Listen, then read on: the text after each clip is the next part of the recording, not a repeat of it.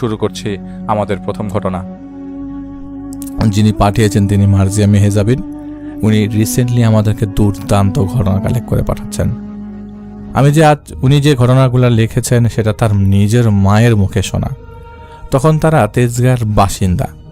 তার বয়স তখন মাত্র কয়েকদিন ছিল। তিনি ছিলেন মল্লিক। এর অনেক মায়েরা বাচ্চাদেরকে এই ধরনের নাম নিয়ে কথা বলতেন।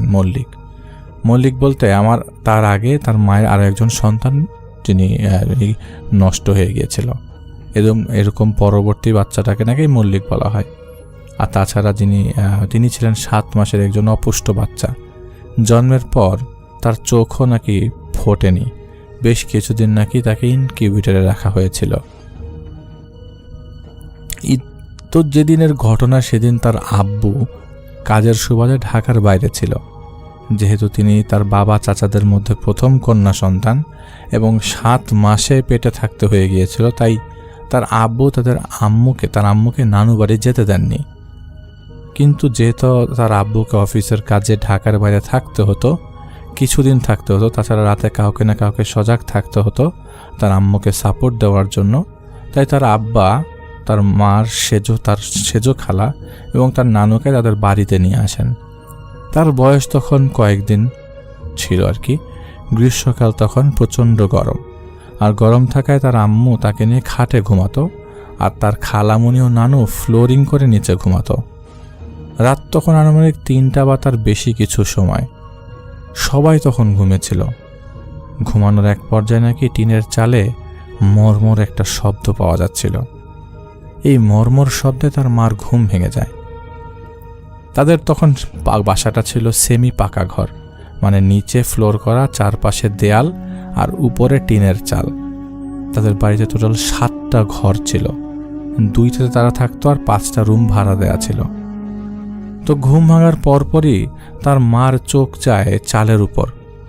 তার মা দেখতে পায় মাথার উপর আকাশটা দেখা যাচ্ছে, আর সেই সাথে সাথে তিনি দেখেন 2 হাতে 2টো চালে দুদিকে ফাঁক করে ধরে রেখেছে একটা অবয়ব। দেখে বোঝা যাচ্ছিল একটা পুরুষ আর একটা মহিলা। বারবার উকি দিচ্ছে। তার মা প্রচণ্ড ভয় পেয়ে যান এই দৃশ্য দেখে। তিনি এতটাই ভয় পান যে তিনি তার নানুর বা খালামণি কাউকে যে ডাকবেন সেই সাহসটুকু হারিয়ে ফেলেন। হঠাৎই তার কথা মনে পড়ে। তিনি তো তখন ছোট। তিনি সাথে সাথে মনে মনে আয়াতুল কুরসি পাঠ করে ফেলেন এবং তাকে কোলে নিয়ে কাপড় দিয়ে ভালো করে পেঁচিয়ে বুকের মাঝে শক্ত করে ধরে রাখেন। তো তিনি দেখেন এবার নাকি মহিলা অবয়বটা চালের সেই ফাঁকা অংশটা দিয়ে মাথা ঢুকিয়ে ঘরের চারপাশে তাকাচ্ছে, মনে হচ্ছে কিছু খুঁজছে। কিছুক্ষণ এভাবে যাওয়ার পর সেই মহিলা অবয়বটা ধীরে ধীরে দেয়াল বেয়ে নিচে নেমে আসে ও খাটের উপর হাঁটু গেড়ে বসার পর 2টো লোমশ হাত বের করে দেয় এবং যেই তার আম্মার কোল থেকে তাকে নিতে যাবে তখন তার মা সজোরে একটা চিৎকার দেয়, আর চিৎকার দেওয়ার সাথে সাথে তার কানে ভেসে আসে আজানের শব্দ। এক লাফে অবয়বটা টিনের চালের উপর উঠে যায় আর নিমেষেই যেন উধাও হয়ে যায়। তার মা এবার খুবই জোরে যখন সাহস পেয়ে যায় তার নানু আর খালামণিকে ডাক দেয়। তখন তারা দুজনেই উঠে তাদের আম্মা সব বকাবকি করতে থাকে। তখন তার মার শরীর কাঁপছিল। তার খালামণি আর নানু তখন আম্মাকে শান্ত করে, দোয়া কালাম পড়ে এবং আম্মাকে ফু দেয়। সেদিনের পর থেকে তার মা এবং তার নানু তাকে চোখে রাখা শুরু করে। যাক, আলহামদুলিল্লাহ ভাই বেশ কিছুদিন চলার পর আর কোনো সমস্যা হয়নি। এরই মধ্যে তার আব্বুও বাসায় ফিরে আসেন এবং এসব ঘটনা শুনে তার আব্বু মসজিদের ইমাম সাহেব থেকে ভয়ের জন্য পানি পড়া নিয়ে আসে। এর বেশ কিছুদিন পর সবাই একটা ব্যাপার লক্ষ্য করে যে দিন দিন তিনি অসুস্থ হয়ে যাচ্ছেন। হঠাৎ করে তার জ্বর চলে আসতো। কোনো কথা নাই বার্তা নাই, জ্বর চলে এসছে। বমি করতেন, খেতে চাইতেন না, শুকিয়ে কালো হয়ে যাচ্ছিলেন। তার তার অবস্থা এমন ছিল যে ডাক্তার দেখিয়েও ওষুধ এনে দেয় আর কি। তার আম্মু ওষুধ ঠিকইভাবে খাওয়াচ্ছিল, কিন্তু তার অবস্থার কোনো পরিবর্তন হচ্ছিল না। তিনি দিন দিন নিস্তেজ হয়ে যাচ্ছিল। একটা সময় খাওয়া বন্ধ করে দেন এবং চোখও মেলতেন না। একদম নিথর হয়ে নাকি শুধু পড়ে থাকতেন। এদিকে তার আব্বু তার আম্মা তার এই অবস্থা দেখে তার আম্মুর সাথে খুব রাগারাগি করে। ডাক্তার দেখায়, ডাক্তারকে বলে তিনি বলেন হয়তো বাচ্চাকে ঠিকমতো ওষুধ খাওয়ানো হচ্ছে না। আর তখন তার আব্বু ভাবে হয়তো তার মা তাকে ভুলে ওষুধ খাওয়ায় না বা ভুল ওষুধ খাওয়ায়। বাসায় এসে তার আব্বু বেশ রাগারাগি করে এবং নিজের সাথে থেকে ওষুধ খাওয়াতেন। কিন্তু তার বাবাও তিনি দেখলেন পরবর্তী সময়ে কাজ হচ্ছিল না। এরপর আবার ডাক্তার দেখানো হয়, কিন্তু তার অবস্থা আগের মতোই। তো এসব দেখে তাদের এক ভাড়াটিয়া আন্টি আর কি তার বাবাকে বলে যে আপনি মেয়েটাকে একটা কবিরাজ দেখান, দেখেন মেয়েটার অন্য সমস্যা থাকতে পারে। তো তার আব্বু অনেক রাগী মানুষ, সাফ না করে দেন। কিন্তু সেই আন্টি তার অবস্থা দেখে তার দাদিকে নিয়ে এসে অনুরোধ করে। তো অনুরোধের একটা পর্যায়ে তার বাবা রাজি হন। সেদিন বিকেলে সেই আন্টি তাকে নিয়ে তার আম্মুকে নিয়ে পাশের এলাকায় একজন কবিরাজের কাছে যান, যে জায়গাটা বর্তমানে জাতীয় নাক কান গলা ইনস্টিটিউট হিসেবে পরিচিত।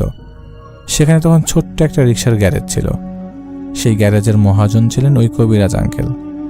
তো সেখানে যাবার পর তিনি তাকে কোলে তুলে নেন এবং কোলে নিয়েই তার আম্মুকে বলেন যে মেয়েটার তো শেষ করে নিয়ে আসছেন আপনারা কি মানুষ? এটুকু বাচ্চা যার তার কাছে দিয়ে দেন কেমনে আপনারা? তো তার তাকে তার আম্মুর কোলে ফিরিয়ে দিয়ে বলেন যা নিয়ে যান আপনার বাচ্চা, আমি কিছু করতে পারবো না। তো একটু রাগ দেখালে তার আম্মা কান্না করে দেন, বলে দেখেন ভাই, আপনি তো আমার ভাইয়ের মতো, দয়া করে একটু দেখেন যদি কিছু করা যায়, আল্লাহর ওয়াস্তে আমাদেরকে একটু সাহায্য করেন, আমার একটাই মেয়ে। তো এসব বলে রিকোয়েস্ট করেন, প্রচুর জোরে জবরদস্তি করেন। একটা পর্যায়ে তার অবস্থা আসলেই খারাপ ছিল। তো অনুরোধের এক পর্যায়ে সেই আঙ্কেল রাজি হন, সেই কবিরাজ আঙ্কেল। তিনি আবারও তাকে কোলে তুলে নেন এবং কিছু ঝাড়ফুঁক এবং 1 বোতল পানি আর সরিষার তেল পরা দেন, আর বলে দেন এগুলোকে 7 দিন ফলো করতে এবং তাকে দিয়ে দেন। এভাবে 1 দিন 2 দিন ঝাড়ফুঁক করে 3য় দিন ঝাড়ফুঁক শেষ করে যেদিন তার আম্মা তাকে নিয়ে বাসায় ফিরছিল, তখন এতদিন পর নাকি তার মার কাঁধে মাথা রাখা অবস্থায় তার তোয়ালের ফাঁকা দিয়ে মাথাটা বের করে গাড়ির শব্দ পেয়ে সে এদিক ওদিক তাকাচ্ছিলেন, মাথা নাড়াচাড়া করছিলেন, তার মার দিকে তাকাচ্ছিলেন। তার মা খুব খুশি হয়েছিল যে অনেক দিন পর বাচ্চাটা চোখ মেলল। তো সেদিন যখন তিনি ঘটনা বলছিলেন তখনও তার মায়ের সেই খুশিটা প্রকাশ পাচ্ছিল। তো ঝাড়ফুঁকের 7 দিন পর আল্লাহর রহমতে তিনি পুরোপুরি সুস্থ হন এবং সেদিন ঝাড়ানোর জন্য তার আম্মার সাথে তার আব্বু কবিরাজ আঙ্কেলের কাছে যান এবং সেদিন তার আব্বু আম্মুকে বলেন যে আব্বুকে একজন মহিলা পছন্দ করেন এবং আব্বু এটা জানার পর সেই মহিলাকে ফিরিয়ে দেন। পরে রাগের বশবর্তী হয়ে সেই মহিলা কোনোভাবে তাদের এক ভাড়াটিয়ার মাধ্যমে নখ এবং চুল কালেক্ট করে নেন এবং সেগুলোকে দিয়ে তাদের পরিবারকে বান মারার চেষ্টা করেন। 21 দিনের মেয়াদের বান, যার মধ্যে অলরেডি 14 দিন পার হয়ে গেছিল। কিন্তু আল্লাহর রহমতে সেই লোকের উসিলায় তিনি এই বিপদ থেকে উদ্ধার হন। এটাই ছিল একটা 100% সত্য ঘটনা। মার্জিয়া মেহজাবিন আপু পাঠিয়েছেন। আমরা ঘটনা এখানেই শেষ করছি না, আমরা আরেকটা ঘটনা আপনাদেরকে শোনাবো। ভোলার চর ফ্যাশন এলাকার একটি ঘটনা। তো জহির যিনি ঘটনা পাঠিয়েছেন তার নাম হচ্ছে জহির এবং ভোলার চর ফ্যাশন নামের কোন একটা গ্রামে তিনি বসবাস করতেন। জহিরের পরিবার বলতে তার বাবা এবং বাবার দ্বিতীয় স্ত্রী অর্থাৎ তার সৎ মা পরিবার ভিতরে ছিলেন। জহির গ্রাম থেকে বেশ কিছুটা দূরে একটা বাজারে মিষ্টির দোকানে কাজ করতেন। বাজারটা বাসা থেকে বেশ দূরে এবং যেতে আসতে মাঝখানে অনেকটা পাকা রাস্তা, তারপর একটা বাঁশঝাড়, তার কিছুটা পর একটা ছোট পুকুর, তারপর বেশ খানিকটা ফাঁকা মাঠের পর তাদের বাড়ি। তো বেশ ঘন জঙ্গল পার হয়ে যেতে হয় আর কি। জহিরদের বাজারে মিষ্টির দোকান একটা মিষ্টির দোকান হয়তো সেখানে বৃহস্পতিবারে প্রচণ্ড ভিড় থাকে, বেশ অর্ডার থাকতো। আর যেহেতু মিষ্টিগুলো শুক্রবার সকালে ডেলিভারি দিতে হতো, তাই প্রতি বৃহস্পতিবার জহিরদের বাড়ি ফিরতে বেশ রাত হতো। তো এমন এক বৃহস্পতিবার রাতে কাজ শেষ করে জহির বাড়ি ফিরছিল। হাঁটতে হাঁটতে জহির যখন পাকা রাস্তা শেষ করে বাঁশঝাড়ের কাছে আসে, তখনই জহির দেখতে পায় বাঁশঝাড়ের নিচে সাদা কাফনে মোড়ানো একটা বড় লাশ পড়ে আছে। লাশটা আনুমানিকভাবে বেশ বড়। বাঁশঝাড়ের রাস্তার বেশ প্রশস্ত থাকায় লাশটার মাথা দেখা যাচ্ছিল না। এতটাই বড় ছিল লাশটা, জহির ভয় পেয়ে যায়। তার হাত পা ঠান্ডার অবশ হয়ে আসে। তো ইতোমধ্যে লাশটা ধীরে ধীরে ওর সামনেই নড়তে শুরু করে। একসময় লাশটা উঠে দাঁড়ায় এবং কাফনের কাপড়টা মুখ থেকে সরে যায়, সরে বেশ খানিকটা নিচু হয়ে জহিরের মুখের কাছে চলে আসে। জহির দেখে সেই লাশটার মুখ একেবারে গলা পর্যন্ত পচে গিয়ে গলে গলে পড়ছে, যেমনটা মোম গলে গলে পড়ে ঠিক সেরকম। চোখের কোটর দুটো একদম ফাঁকা, কিচ্ছু নেই। সেখানে দুটো গর্ত ছাড়া আর কিছুটাই দেখা যাচ্ছিল না। আর এতটাই বাজে গন্ধ আসছিল যে ভয় আর গন্ধে জহিরের দম বন্ধ হয়ে যাওয়ার মতো অবস্থা। অনেক চেষ্টা করেও দোয়া পড়তে পারছিল না জহির। এদিকে লাশটা শুধুই হেসে যাচ্ছিল, কিছু বলছিল না। এভাবে কতক্ষণ সময় পার হয়েছে জহির জানতেন না। হঠাৎ জহির দেখতে পায় একজন খুব সুদর্শন, মিষ্টি, নুরানি চেহারার মানুষ জহিরের ডান পাশে এসে দাঁড়িয়েছে। তাকে দেখেই সেই লাশটা এক ঝটকায় অনেক দূরে ছিটকে পড়ল। জহির শুধু একবার আল্লাহ বলে চিৎকার দিতে পেরেছে, তারপরে জহিরের আর কিছু মনে নেই। 3 দিন পর জহিরের প্রপার জ্ঞান ফিরে। জানতে পারে সেদিন ভোরবেলা নাকি একদল মাছ বিক্রেতা মাছ কেনার জন্য বাজারের দিকে যাওয়ার সময় জহিরকে পুকুর পাড়ে অজ্ঞান অবস্থায় পায় এবং তারা ধরাধরি করে পরে বাড়ি পৌঁছে দেয়। যেহেতু জহির এই গ্রামের ছেলে, আর তাছাড়া ভালো এবং ভদ্র ছেলে হিসেবে সবাই জানে, তাই সবাই ওকে ভালোও জানে এবং সুনামও আছে। তাই ভেবেছিল রাত বিরাতে হয়তো খারাপ কিছু দেখে ফেলেছে, খুবই স্বাভাবিক, ভয় পেতে পারে। তাই জহিরের বাবা এলাকার ইমাম সাহেব দিয়ে জহিরকে ঝাড়ফুঁক করান। মোটামুটি কয়েকদিন জহিরের আর কোনো সমস্যা হয় না। জহির সবাই ভাবে হয়তো আর কোনো সমস্যা হওয়ার চান্স নেই, তাই জহির আবারও তার কাজে ফেরত যায়। বেশ কিছুদিন পার হয়, কয়েক সপ্তাহ। এক রাতে জহির তার ঘরে ঘুমাচ্ছিল। হঠাৎ সে স্বপ্নে দেখে কেউ একজন তার ঘরে প্রবেশ করল এবং ঠিক তার মাথার কাছে এসে দাঁড়ালো। অবয়বটার হাতে ছিল একটা রুমাল। সে রুমালটা উঁচু করে ধরে কিছু পড়ছিল। জহির অবয়বটার মুখ দেখার জন্য চোখ মেলে তাকায় এবং দেখে এটা আর কেউ না, সেই যে বাঁশঝাড়ে দেখেছিল সেই গলিত লাশটা। আজ তার মুখটা কেমন যেন লোভনীয়ভাবে জহিরের দিকে তাকিয়ে আছে। চোখের মনি না থাকায় সত্ত্বেও তার লোভটা বোঝা যাচ্ছিল বেশ ভালোভাবেই। জহির চিৎকার দিতে যাবে, এমন সময় কিছু বুঝে ওঠার আগেই সে অবয়বটা তার হাতে থাকা রুমাল দিয়ে জহিরের মুখটা চেপে ধরে। নিঃশ্বাস নিতে না পেরে জহির হাত পা ছোটাছুটি করতে থাকে, কিন্তু কিছুতেই নিজেকে ছাড়াতে পারছিল না। কিছুক্ষণ এভাবে রাখার পর অবয়বটা বলে, কি রে, খাওয়াবি নাকি মিষ্টি? না থাক, তোর মিষ্টি খাওয়াতে হবে না, তোর রক্তের তৃষ্ণায় আমি বড়ই পিপাসিত। এটা বলেই অট্ট হাসি হেসে ওঠে। জহিরকে বাহিরে ছুঁড়ে ফেলে সে বাতাসে মিলিয়ে যায়। এদিকে জহিরের কানে আজানের শব্দ ভেসে আসে, আবারও জ্ঞান হারায়। সকালে তার বাবা তাকে প্রথমে দেখতে পেয়ে ঘরে নিয়ে আসেন। অনেকক্ষণ মাথায় পানি দেবার পর জহিরের জ্ঞান ফেরে ঠিকই, কিন্তু সে কিছুই বলে না। কি হয়েছে, কিভাবে ঘটেছে, তার সাথে কেনই ঘটল, সে বাইরে পড়েছিল। জহির একদম চুপ ছিল, একদম। জহির চুপচাপ হয়ে গেল। সারাদিন কোনো কথা বলে না, খায় না, কেবলই তার চোখে মুখে ভয়। ডাক্তার দেখানো হয়, কিন্তু কোনো লাভ হয় না। হঠাৎ জহিরের সৎ মা খুব আগ্রহ নিয়ে কবিরাজ নিয়ে আসেন।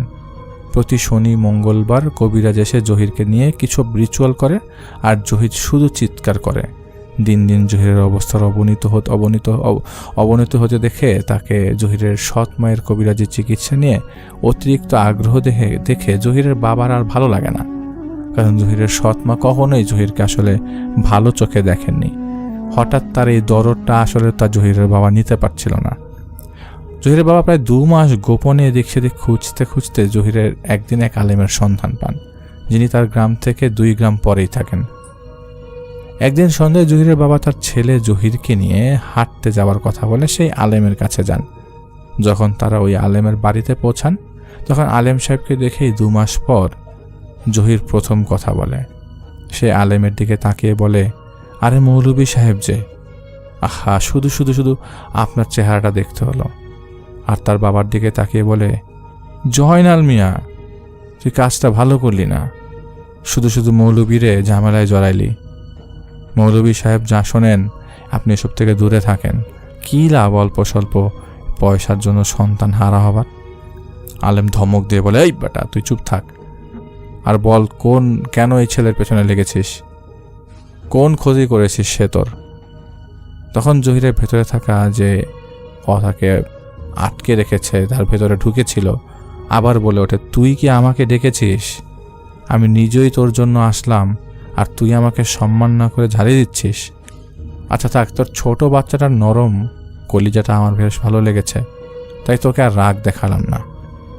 ওইদিকে হুজুরের রাগে ফেটে পড়ছিলেন, তবুও দাঁতে দাঁত চেপে শুনছিলেন সব। জহির আবার বলল, শোন মৌলভী, এই যে ছেলেটার উপর আমার কোনো রাগ ছিল না, কিন্তু তোরা মানুষটা তো নিকৃষ্ট। শোন, জয়নাল মিয়ার বউ এই ছেলেকে মারার জন্য অমুক কবিরের কাছে যায়, আর সেই কবিরাজকে দিয়ে আমাকে মন খুশি করা ভোগ দেয়, যার মধ্যে এই ছেলেটাও আছে। আমি সন্তুষ্ট হয়েছি জয়নাল মিয়ার বউয়ের ভোগে, তাই আমি কথা দিয়েছি ছেলেকে আমি শেষ করে দেব। এই ছেলে আমার ভোগ, আর আমি কথা রাখব, তুই কিছুই করতে পারবি না। আমি গেলাম রে, আবার আসবো বলেই জহিরের ভেতর থাকা জিনটা চলে যায়। সেদিন হুজুর পানি পড়া কিছু তাবিজ দিয়ে তাদের বাড়ি চলে যেতে বলেন। জহিরের বাবা মাওলানা সাহেবের হাত ধরে কেঁদে ফেলেন, আর মনে মনে ভাবেন যে তার জন্যই আজ তার মা মরা ছেলেটার এই অবস্থা। মাওলানা সাহেব তাকে সান্ত্বনা দিয়ে শান্ত থাকতে বলেন, কোনো কিছু যেন জহিরের সৎ মা টের না পায় সেটাও প্রপারলি পরিষ্কার বলে দেন, এবং বলেন তিনি রাতে ধ্যানে বসবেন, আগামীকাল কী করা যায় সেটার ব্যবস্থা করবেন। এদিকে জহিরের বাবা যখন জহিরকে নিয়ে বাড়ি ফেরেন তখন রাত প্রায় 12টার কাছাকাছি। তিনি ঘরে ফিরে যখন জহিরের সৎ মাকে ডাকেন, সে ঘরে ছিল না। জহিরের বাবা তখন ভাবেন হয়তো সে কোনোভাবে সব জানতে পেরে গেছে এবং ভয়ে পালিয়েছে। জহিরের অবস্থা খুব করুণ, এবং ছেলেটা একা একা হাঁটতে চলতে পারছিল না, এতটুকু শক্তি ছিল না। জয়নাল মিয়া ছেলেকে ঘুম পাড়িয়ে দিয়ে চিন্তা করতে থাকে, আগামীকাল কি হবে, কি জানতে পারবে। সেসব ভাবতে ভাবতে একসময় তার তন্দ্রা লেগে আসে। ভোরবেলা গ্রামের লোকজন এসে জয়নাল মিয়াকে ডাকতে থাকেন। জয়নাল মিয়া হকচকিয়ে ওঠেন এবং বাহিরে বের হন। তারপর গ্রামের মানুষ বলে, ভোরবেলা সেই পুকুর মালিক অজু করতে যায় ও পুকুর পাড়ে যান, গিয়ে দেখেন একটা মহিলা উপুর করা অবস্থায় পুকুরে গেঁথে দেওয়া। পরে আরও কয়েকজনকে ডাকলে তারা এসে কাপড় দেখে বলেন এটা জয়নাল মিয়ার স্ত্রী। জয়নাল মিয়া মানুষজনের সাথে সেখানে যান, গিয়ে দেখেন আসলেই তার স্ত্রীকে কেউ মাথা নিচে দিয়ে একদম বুক পর্যন্ত গেঁথে গেছে। পুলিশকে জানানো হয়, তারা এসে লাশ নিয়ে যায়, কিন্তু কোনো সলিউশন বুঝতে পারে না যেটা সলিউশন বের করবে কিভাবে। তবে যখন লাশটা কাদা থেকে বের করা হয় তখন দেখা যায় লাশের মুখের ভেতর একটা পুঁটলি ঢুকিয়ে দেয়া, আর দুই গালে অসম্ভব বড় দুটি হাতের ছাপ ছিল, যেমন কাউকে থাপ্পড় দিলে দাগ পড়ে যায় ঠিক সেরকম। পুলিশ সেই পুঁটলিটা ফেলে গিয়েছিল, কেন ফেলে গিয়েছিল তারও কোনো কারণ জানা যায়নি। যাই হোক, সেদিন বিকেলে আলেম সাহেব নিজেই জহিরদের বাড়িতে আসেন এবং তিনি এসে বলেন যে জহিরের সাথে খুব খারাপ কিছু করা হয়ে গেছে, তাছাড়া এমন বাজেভাবে ছেলেটাকে কালো জাদু করা হয়েছে যে এখন জহিরকে বাঁচানো মুশকিল, আর জহির যে পর্যায়ে আছে সেখান থেকে তিনি কিছু করতে পারবেন না। এই কথা শুনে জহিরের বাবা কান্নায় ভেঙে পড়েন এবং আলেম সাহেবকে পুঁটলির কথা বলেন। আলেম সাহেব পুঁটলিটা হাতে নিয়ে কিছুক্ষণ তদবির করার পর পুঁটলিটা খোলেন এবং দেখেন পুঁটলির ভেতর একটা রুমাল, যার 4টা কোণাই কাটা, তার ভেতর কিছু মাটি, নখ, চুল, কিছু শুকনো মাংস, তবে কিসের মাংস তিনি বলেননি, এবং একটা তাবিজ যা ছিল সম্পূর্ণ রক্তে ভেজা। আশ্চর্যের বিষয় হলো এতটা সময় কাদা মাটি পানির নিচে থাকার পরও খোলার পর পুঁটলিটার ভেতরের কিছুতে 1 ফোঁটা পানিতে ভেজানি, আর কাদা মাটি ছিটে ফোঁটাও লাগেনি, সেগুলো 1 ফোঁটাও কাদা মাটি লাগেনি সেগুলোর গায়ে। তো কবিরাজ জহিরকে ঝাড়ফুঁক করে সেদিন পুঁটলিটা নিয়ে চলে যান। 2 দিন পর হঠাৎ জহিরকে খুঁজে পাওয়া যাচ্ছিল না। সারাদিন খোঁজার পর না পেয়ে সবাই যখন বাড়ি ফিরছিল তখন সেই বাঁশঝাড়ের ভেতর পাওয়া যায় জহিরের ক্ষত বিক্ষত লাশ দেখে মনে হয়েছিল যে কোনো হিংস্র প্রাণী খুবলে নিয়ে খেয়েছে। জহিরের কলিজাটার চোখ উপড়ে ফেলা হয়েছে, বুকের পাঁজরটা থেতলে দেওয়া ছিল, শরীরের বিভিন্ন স্থানে বড় বড় আঁচড়ের দাগ, আঁচড়ে উঠে যাওয়া চামড়া, মাছি ভনভন করছিল সেইটির উপরে। এসব দেখে জহিরের বাবা পাগল প্রায় অবস্থা। পুলিশ এসে জহিরের লাশ নিয়ে যায়। পোস্টমর্টেম শেষ করে 2 দিন পর লাশ ফেরত দিয়ে যায়। লাশ দাফন সম্পন্ন করা হয়। এরপর থেকে অনেকেই জহিরকে দেখতে পেত বাড়ির আশেপাশে, কখনো কান্নারত অবস্থায়। পরে আলেম সাহেবের মাধ্যমে জানা যায় জহিরকে সেই জিনি মেরে ফেলেছে, যাকে তার সৎ মা কবিরাজ দ্বারা জহিরের উপর চালান করেছিল। আর জহির যখন মিষ্টির দোকানে কাজ করত, তখন এক বুজুর্গ জিন সেই দোকানে মিষ্টি কিনতে আসতেন এবং জহিরের আচরণ তাকে বেশ পছন্দ করতেন। জহির যেদিন প্রথম বাঁশঝাড়ে লাশ দেখেছিল, সেদিনই জহিরকে মেরে ফেলতো এই শয়তান। কিন্তু ওই বুজুর্গ জিনটার কারণে আসলে মারতে পারে নাই। তিনি অনেক দিন দূরে থাকার কারণে জহিরের খোঁজ নিতে পারেননি। যখন খোঁজ নিতে আসেন, তিনি বুঝতে পারেন জহিরের উপর আরও ভয়ঙ্কর কালো জাদু করা হয়ে করেছে তার সৎ মা।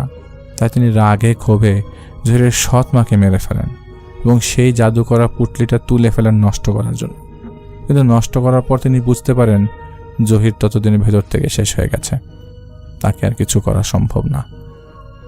তো এটাই ছিল জহিরের পরিণতি। এবং মার্জিয়া মেহজাবিন আপুকে তার ঘটনার জন্য অনেক অনেক ধন্যবাদ। আব্দুর রব সাহেবের কথা বলি। আব্দুর রব সাহেবের ঘটনা ইনশাল্লাহ আমরা ঈদে প্রচার করব। তার সাথে কথা হচ্ছিল, আব্দুর রব সাহেবের সাথে কথা বলা অবস্থায় আমি যখন কথা বলছিলাম তখন বাংলাদেশে তাহাজ্জুদের ওয়াক্ত। তো আমি ফোন দিয়েছি, আমি মনে করেছিলাম তিনি সজাগ। আমি যখন ফোন দিয়েছি তখন ফোন ধরলো। তো তিনি বলছিলেন যে তিনি অনেক দূরে আসছেন এবং দূরে আসছেন, একটা ছোট জামাত নিয়ে এসছেন এবং প্রায় 10 জনের জামাত বলতে হচ্ছে একটা মসজিদে তিনি গেছেন, সেখানে একটা মসজিদের উদ্বোধনও হবে। তো মসজিদ যিনি উদ্বোধন করবেন তিনি আমাদের আব্দুর রব সাহেবের মসজিদে প্রায় সময় নামাজ পড়তেন। তাদের গ্রামে একটি নতুন মসজিদ বানানো হয়েছে, সেই মসজিদের উদ্বোধন উপলক্ষে তাকে নিয়ে যাওয়া হয়েছে। তো আমি জিজ্ঞেস করলাম, আপনি তো ফিরবেন কখন? ইলেকট্রিসিটি ছিল না, যেন ঘুম আসছিল না। তো তাহাজ্জুদের নামাজ পড়ছিলেন তিনি। বললো যে ইলেকট্রিসিটি নাকি একদমই থাকছে না বেশ কিছুদিন যাবৎ। তো উনি আরও 2 দিন থাকবে সে জায়গায়। 2 দিন কেন থাকবেন সেটার জন্য তিনি আমাকে যখন কিছু বলতে যাবেন তখন বললেন যে আসলে আমি আপনাকে কিছু বলতে পারছি না, এই মুহূর্তে আমার ঘরে আমি আর একা নাই, তো আমি আর কিছু না বলি। যদি আপনাকে কিছু বলতে হয় আমি ঢাকায় যেয়ে বলবো, তবে দোয়া করবেন আমার জন্য যাতে আমি আপনাকে ঈদের আগে দিয়ে জিনিসটাকে লিখে পাঠাতে পারি। আসলে লিখে পাঠানোর জন্য 1 নম্বর আমার কিছু রিসোর্সেস দরকার হয়, 2 নম্বর হচ্ছে আমার কিছু সময়ের দরকার হয়। তো আমি কোনোটাই সাথে করে নিয়ে আসিনি। আমি ঢাকায় যে কিছুক্ষণ সময় পাবো তখন আমি যদি লিখতে পারি আমি আপনাকে পাঠিয়ে দেব। তো আমি অনেক জোর জবরদস্তি করি যে তিনি যেন আমাকে এই ঘটনাটা পাঠান, যেটা তিনি দূরে গেছেন একটা জায়গার মসজিদ উদ্বোধনের জন্য। মসজিদ উদ্বোধন বলতে সেই মসজিদটা বানানো শেষ হয়েছে এবং সেই মসজিদের আশেপাশে কি হচ্ছে বা কিছু হয়েছে কি না সেটার ব্যাপারে তিনি আমাকে কিছুই বলেননি। তবে বলছেন যে ঢাকায় এসে কিছু পাঠাবেন, সেটা ওই এলাকা ঘিরে বা ওই এলাকা রিলেটেড, আমি জানি না কিছুই। তো আশা করছি ভালো কিছুই পাবো। আসসালামু আলাইকুম লিসেনার্স, আমি সামির আনসারি। আজকে আপনাদের মাঝে হাজির হয়েছি ওমান থেকে পাঠানো সোহান ভাইয়ের একটি ঘটনা নিয়ে। আজ তিনি যার ঘটনা শেয়ার করেছেন এটি সংগ্রহ করেছেন ওনার রুমমেট রিয়াদের কাছ থেকে। এটা একটা ছদ্মনাম, যেহেতু তিনি এই ছদ্মনামই ব্যবহার করতে বলেছেন। রিয়াদের বাড়ি আমাদের বাংলাদেশের আশেপাশের কোন একটা দেশে হবে, সেই দেশের নামও তিনি উল্লেখ করেননি। মূলত রিয়াদের চাচার সাথেই ঘটনাটি ঘটে। দেরি করছি না, চলে যাচ্ছি আজকের ঘটনায়। রিয়াদের বাবা ওনার জন্মের পর থেকেই দেশের বাইরে থাকতেন। ওনার মা এবং তিনি থাকতেন চাচার কাছে, সেখানেই তার বেড়ে ওঠা। চাচাকে তিনি বুঝ হবার পর থেকে দেখে এসেছেন খুবই সৎ। তবে চাচির আচার আচরণ ভালো থাকলেও তিনি ছিলেন একটু লোভী প্রকৃতির। চাচার সংসারে ওনাদের ছিল 5 বছর একটা ছেলে। রিয়াদের চাচা পেশায় একজন ডাক্তার ছিলেন। মেডিকেলে কাজ করবার পাশাপাশি এলাকায় তিনি ছোট ফার্মেসিতে চেম্বার নিয়ে বসতেন। তবে একটা সময় এগুলো সব ছেড়ে তিনি জামাত তবলিগের লাইন এসে পড়েন। কোনো একদিন পারিবারিক বিষয়ে কথা বলবার সময় রিয়াদ তার মায়ের কাছে শুনেছিলেন যে ওনার দাদা অনেক আগে চাচাকে নিয়ে কোনো একটা মাজারে গিয়েছিলেন জিয়ারত করতে। সেখানে একজন বুজুর্গ ব্যক্তি দাদাকে বলেছিলেন, আপনার এই ছেলে মাদ্রাসা লাইনে পড়ছে, আচ্ছা ওকে পড়াতে দেন, ভালো থাক, কিন্তু একটা কথা দিবেন আমাকে, ওকে আলেম বানাবেন, ভুলেও এই পথ থেকে যেন সে সরে না আসে, এটা আপনার ছেলের জন্যই ভালো হবে। দাদা এই কথাটা আসলে ওভাবে সিরিয়াসলি তিনি নেন না, কে না কি বললো তিনি মাথায় আসলে ভাবে নেন না, কারণ তিনি গিয়েছিলেন মাজার জিয়ারত করতে। এগুলো নিয়ে ওনার আসলে ওরকম মাথা ব্যথা নেই। ওখান থেকে আসবার পর প্রায় 2-2.5 বছর পরের ঘটনা। সবেমাত্র মাদ্রাসা আলিম পাশ করে রিয়াদের চাচা, তখন তিনি মাদ্রাসা পড়ালেখা শেষ করেন তখন, তো ওনার ইচ্ছা জাগে যে তিনি মেডিকেলে পরীক্ষা দেবেন, সেভাবেই আগাতে থাকেন। এক রাতে রিয়াদের দাদা স্বপ্ন দেখেন যে ওই যে মাজারে যে লোক তাকে বলেছিল ছেলেকে আলেম বানানোর জন্য, সে তাকে এসে বলছে স্বপ্নের মাঝে, ভুল করিস না, ছেলের বিপদ ডেকে আনিস না, তোর ছেলে ভালো মনের মানুষ, ওকে বাঁচাতে চাইলে আমি যা বলেছিলাম তা মেনে চল, ছেলের মঙ্গল হবে। তো এই জাতীয় স্বপ্ন দেখে তিনি তার স্ত্রীকে জানান।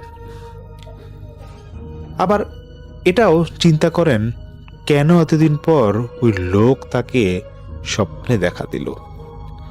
রিয়াদের চাচাকে দাদা সব কিছু খুলে বলেন, কিন্তু তাতে কোনো কাজ হয় না। মেডিকেলে চান্স পাওয়ার পর 1 বছরের মাথায় দাদা মারা যান।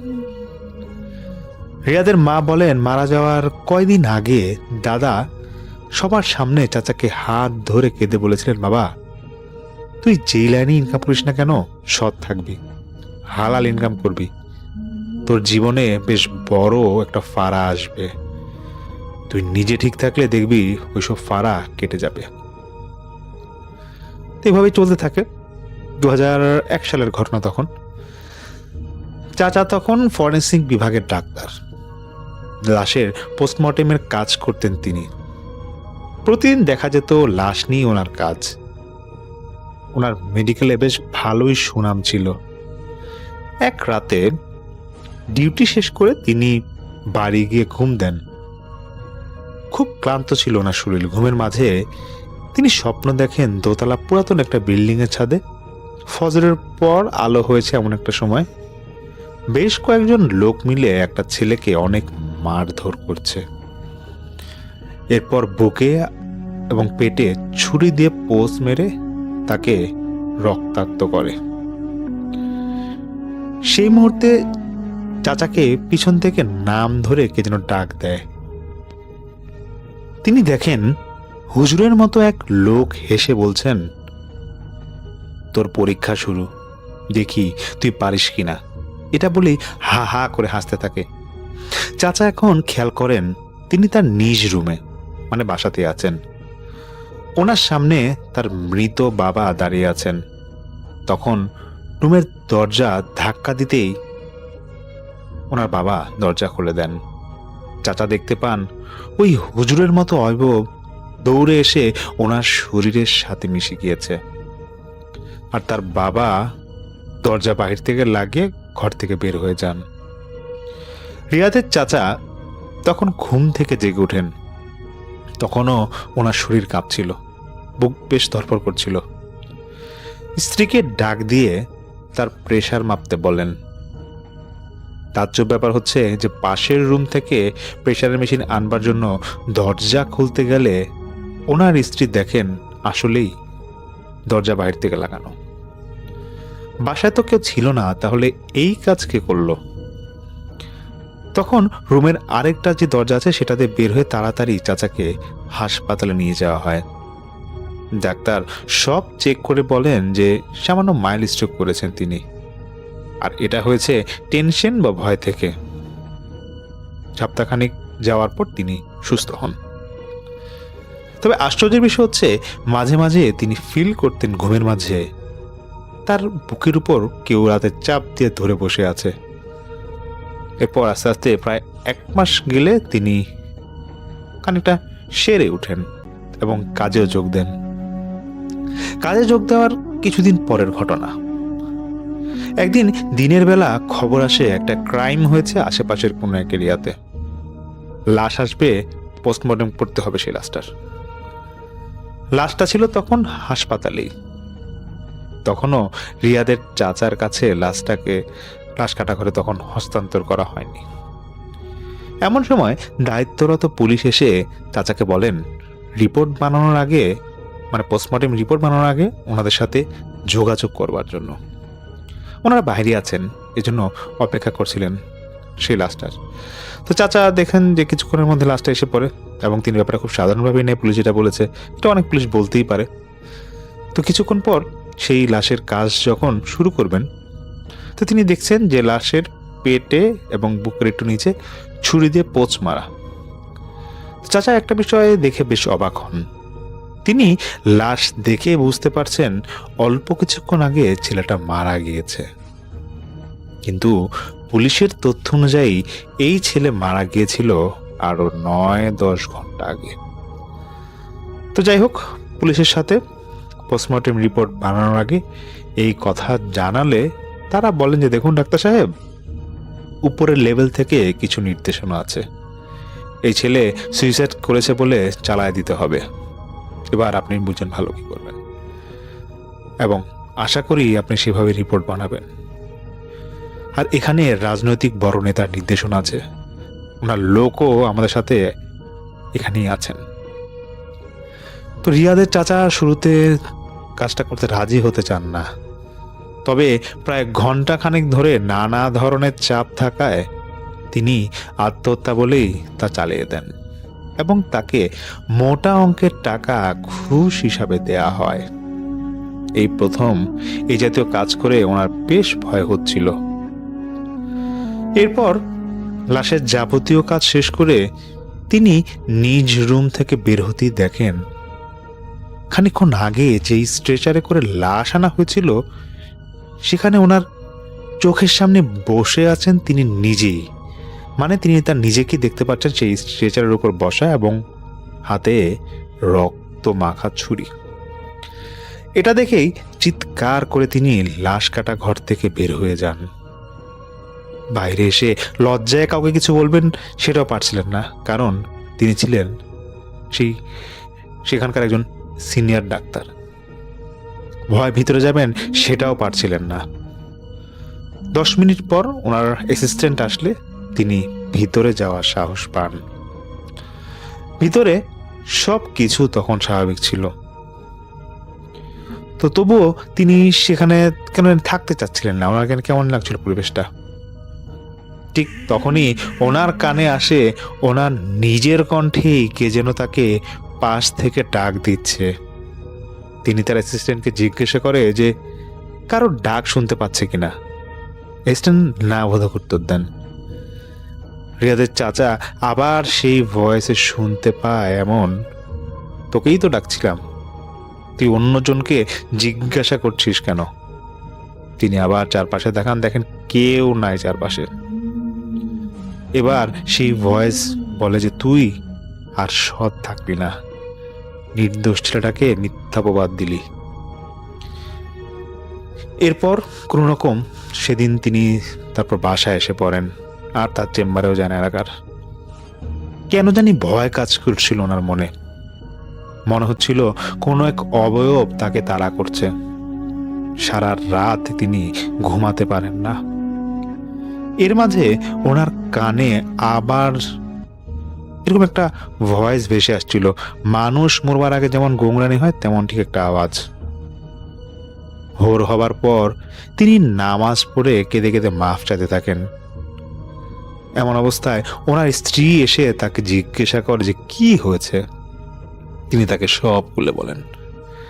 রিয়াদের চাচি যেহেতু লোভী প্রকৃতি ছিল, তিনি এই ব্যাপারে উৎসাহ দিয়ে তাকে সান্ত্বনা দেন। নামাজ শেষে চাচা তখন আরেকটা রুমে শুতে যান। তিনি তখন সে রুমে একাই থাকবেন বলে সিদ্ধান্ত নেন। তো তিনি সেই রুমে ঢুকবার পর দেখেন যে ওনার মৃত বাবা খাটে বসে আছে আর তাকে বলছে, বাবা কি দরকার ছিল তোর এই কাজ করার, তোকে তো সহজে ছাড়বে না। তিনি কথাটা শোনা মাত্র নিজের মৃত বাবার মুখ থেকে দৌড় দিয়ে রুম থেকে বের হতে যাবেন এবং মনে হচ্ছে তিনি বের হতে গিয়েও শক্তি পাচ্ছিলেন না বের হতে। ওনার বাবা তখন বলেন, আমাকে ভয় পাইস না, আমি তোর ভালোর জন্য এখানে আসছিলাম। তিনি কোনো রকম সেই চাচা ওই রুম থেকে বের হয়ে স্ত্রীকে নিয়ে এসে সে রুমে আবার যাওয়ার পর দেখেন এখন সেখানে কেউ নাই। হ্যালুসিনেশনে ভুগছিলেন কিনা এটা তার জানা ছিল না, তবে আসল ঘটনা ঘটে সেদিন রাতে। তারপর থেকে তিনি বিশ্বাস করতে বাধ্য হন কিছু একটা ঘটছে তাদের বাড়িতে এবং তার সাথে বা তার পরিবারের সাথে। চাচার 5 বছরের ছেলে সেই মুহূর্তে তার মায়ের কোলে বসে খাচ্ছিল। তিনি মাত্র চেম্বার শেষ করে রাতে বাসায় এসে বাচ্চার সামনে যান। ঘরে ঢুকতেই ওনার ছেলে তার বাবাকে দেখে এত জোরে চিৎকার দেয় যে তার মাকে ধরে কাঁপছিল আর হঠাৎ খিঁচুনি দিয়ে থাকে তার শরীর। বাচ্চাকে খাটে নিয়ে শোয়ানোর পর দোয়া পরে ফু দিলে সে কিছুটা স্বাভাবিক হয়। আর বলে বাবা যখন ঘরে ঢুকছিল তার পেছনে বাবার মতো হুবহু আরেকজন ছুরি হাতে নিয়ে দাঁড়িয়ে তাকে ভয় দেখাচ্ছিল আর তার মুখ দিয়ে তখন রক্ত পড়ছিল। রিয়াদের চাচির তখন ভয় হয়। কি কারণে এসব হচ্ছিল ওনাদের দুজনের খুব টেনশনে, দুজনে খুব টেনশনে পড়ে যান। তখন দিন যতই যাচ্ছিল একের পর এক ইনসিডেন্ট ঘটেই চলছিল। এখানে অনেক কিছু রিয়াদ সেটা শেয়ার করেননি। তো একদিন ভোরের ঘটনা, রিয়াদের চাচা ওনার স্ত্রী আর বাচ্চা নিয়ে ঘুমিয়েছিলেন। তিনি ঘুমের মধ্যে শুনতে পান ওনার বাচ্চা প্রচন্ড কাঁদছে আর কে যেন তার বাচ্চাকে উপর্যুপরি ছুরি দিয়ে ঘাই দিয়ে যাচ্ছে। চাচা অনেক চেষ্টা করে উঠতে চাচ্ছিলেন কিন্তু তিনি পারছিলেন না। মনে মনে ঘুমের মাঝেই দোয়া পড়তে থাকলে তার হোশ আসে। তিনি দেখেন সকাল হয়ে গিয়েছে আর তার ছেলেকে দেখি ওনার নিজেকে তিনি আর ঠিক রাখতে পারেন না। ছেলে ঠিকই খাটে শুয়ে আছে, ঠিক কি মানে এমন একটা অবস্থা যে ছেলেকে দেখতে যাবেন আলোতে তিনি দেখতে পান যে ওর শরীরের পোশাক যেটা ছিল সেটা রক্তে ভেজা। স্ত্রীকে ডাক দিয়ে তুলবার পর বাচ্চাকে ঘুম দিয়ে উঠানো এবং বাচ্চাকে জিজ্ঞাসা করা হয় যে কোনো সমস্যা হয়েছে কিনা, কিন্তু সে ছিল একেবারে স্বাভাবিক।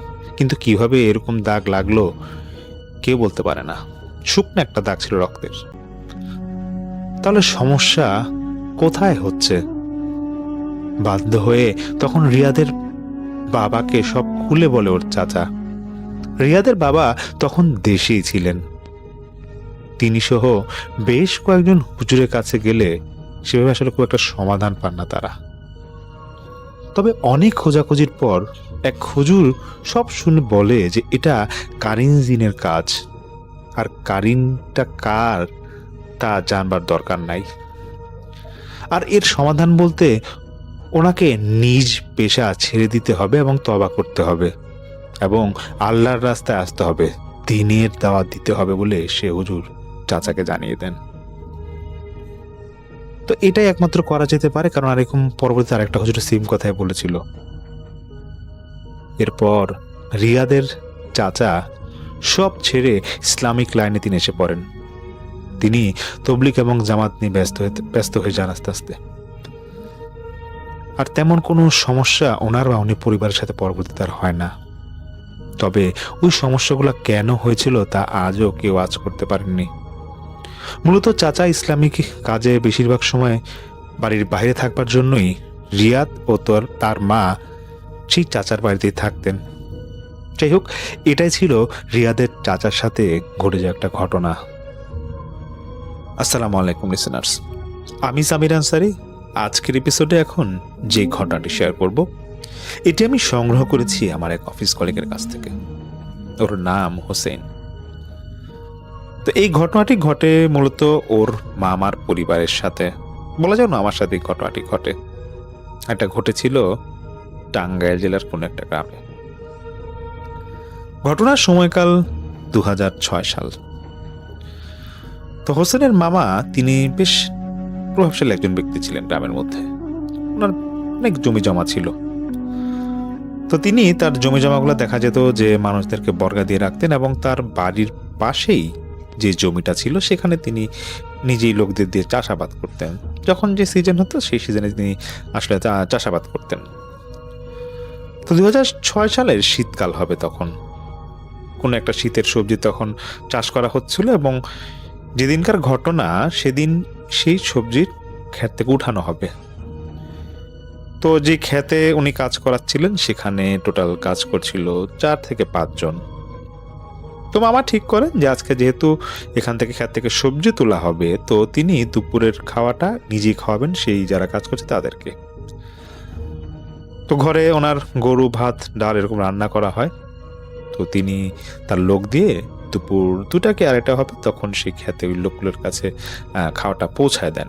তো তারা এরকম খাওয়া দাওয়া করছিল। তো মামা তখন তিনি বৈঠকখানে বসা ছিলেন, তার পাশেই ছিল সামনে উঠান।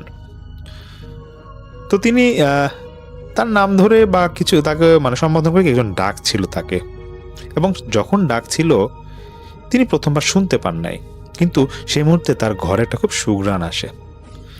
তারপর তিনি যখন দেখতে যান যে আসলে তাকে কে ডাকছে, তিনি উঠানের সামনে গিয়ে দেখেন একটা লোক দাঁড়িয়ে আছে, পাঞ্জাবি পরা, সাদা পাঞ্জাবি পরা।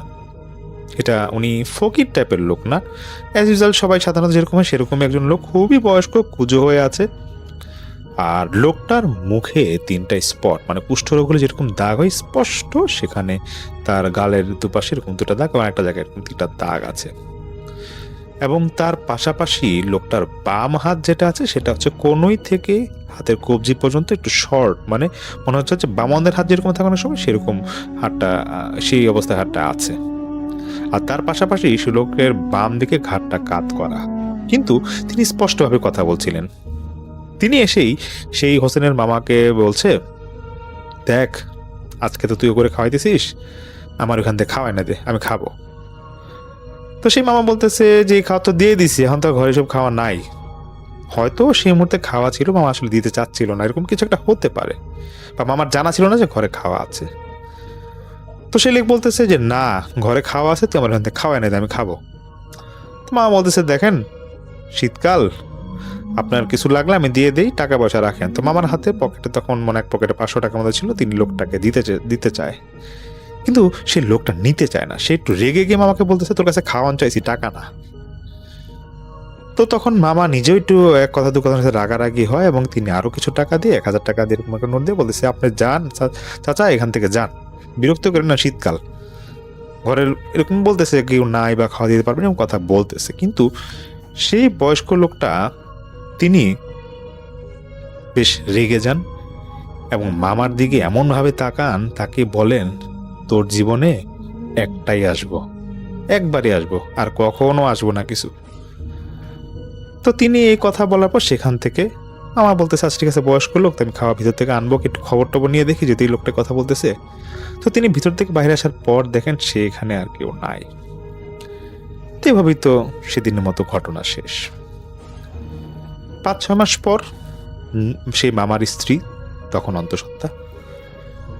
তো যথারীতি সময় ঘনিয়ে আসছে, যখন ডেলিভারি হবে বা এরকম একটা মুহূর্ত, তখন সেই হোসেন তিনি এবং তার মা সেখানে সে বাড়িতে যান, আরও আত্মীয় স্বজন যান, যেহেতু বাচ্চা ডেলিভারি হবে এরকম একটা মুহূর্ত, তখন যান।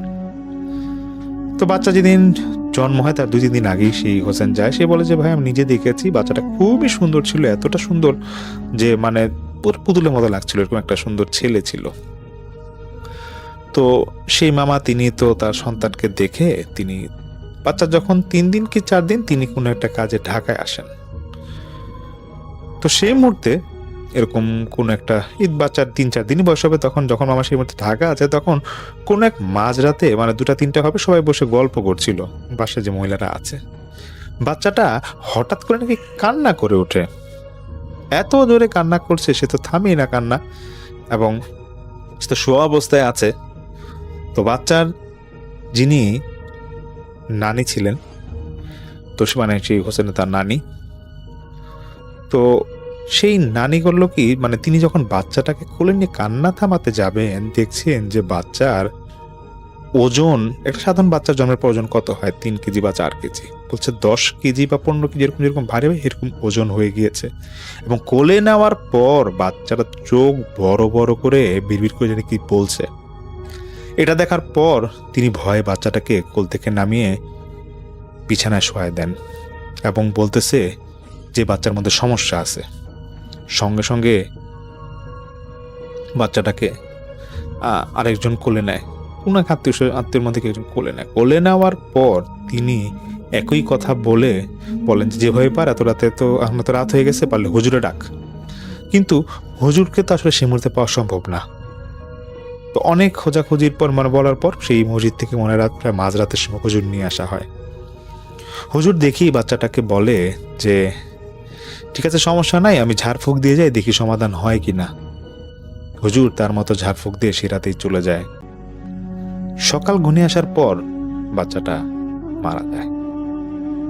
তখন মামার কাছেও খবর চলে যায়। মামার কাছে খবর চলে যাওয়ার পর তিনি তো আসেন। আসার পর তো এমনিতেই তার যেটা হয়, বাচ্চা মারা গিয়েছে, মন তো খারাপই থাকবে, স্বাভাবিক।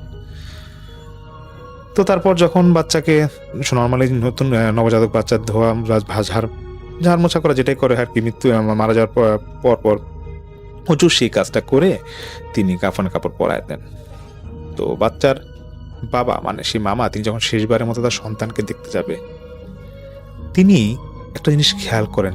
সেই ঢাকনাটা খোলার পর, লাশের ঢাকনা খোলার পর দেখছে যে তার চেহারায় 3টা স্পট এবং ঘাড়টা বাম দিকে কাত করা। এটা দেখেই তিনি বেশ চমকে যান, কারণ সেই লোকটার কিন্তু এরকম একটা স্পট ছিল যে লোকটা তার কাছে খাওয়া চেয়েছিল। যাও, মামা তখন পুরো বডি দেখতে চান। দেখছে ঠিকই বাম হাতটা যেটা আছে, সে হাতটা কেমন খরবাকার হয়ে গেছে। কিন্তু হুজুর দেখে তো আরো বেশি ভয় পেয়ে যায়। তার কথা হচ্ছে তিনি কিছুক্ষণ আগেও এই বাচ্চাটাকে যেমন ছিল সুস্থভাবে যেভাবে মারা গেছে সেভাবেই কিন্তু আসলে এরকম ধোয়া বা যেটা করা কাফন পরিয়ে গিয়েছিলেন, কিন্তু এখন দেখছে চোখের সামনেই যে পুরা বদলে গিয়েছে। এবং আরেকজন হুজুরকে তখন ডাকা হয়, মুরব্বী বড় আলেম বা কোনো একটা হুজুর মানে আশেপাশে থাকতেন, তাকেও ডাকা হয়, বিষয়ে দেখানো হয়। তিনি শুধু এতটুকুই বলেন যে তোমরা দাফন দিয়ে দাও, আর বেশি দেরি করো না, এগুলো নিয়ে পরে কথা হবে। পরে সেই বাচ্চাটাকে দাফন দিয়ে দেওয়া হয়।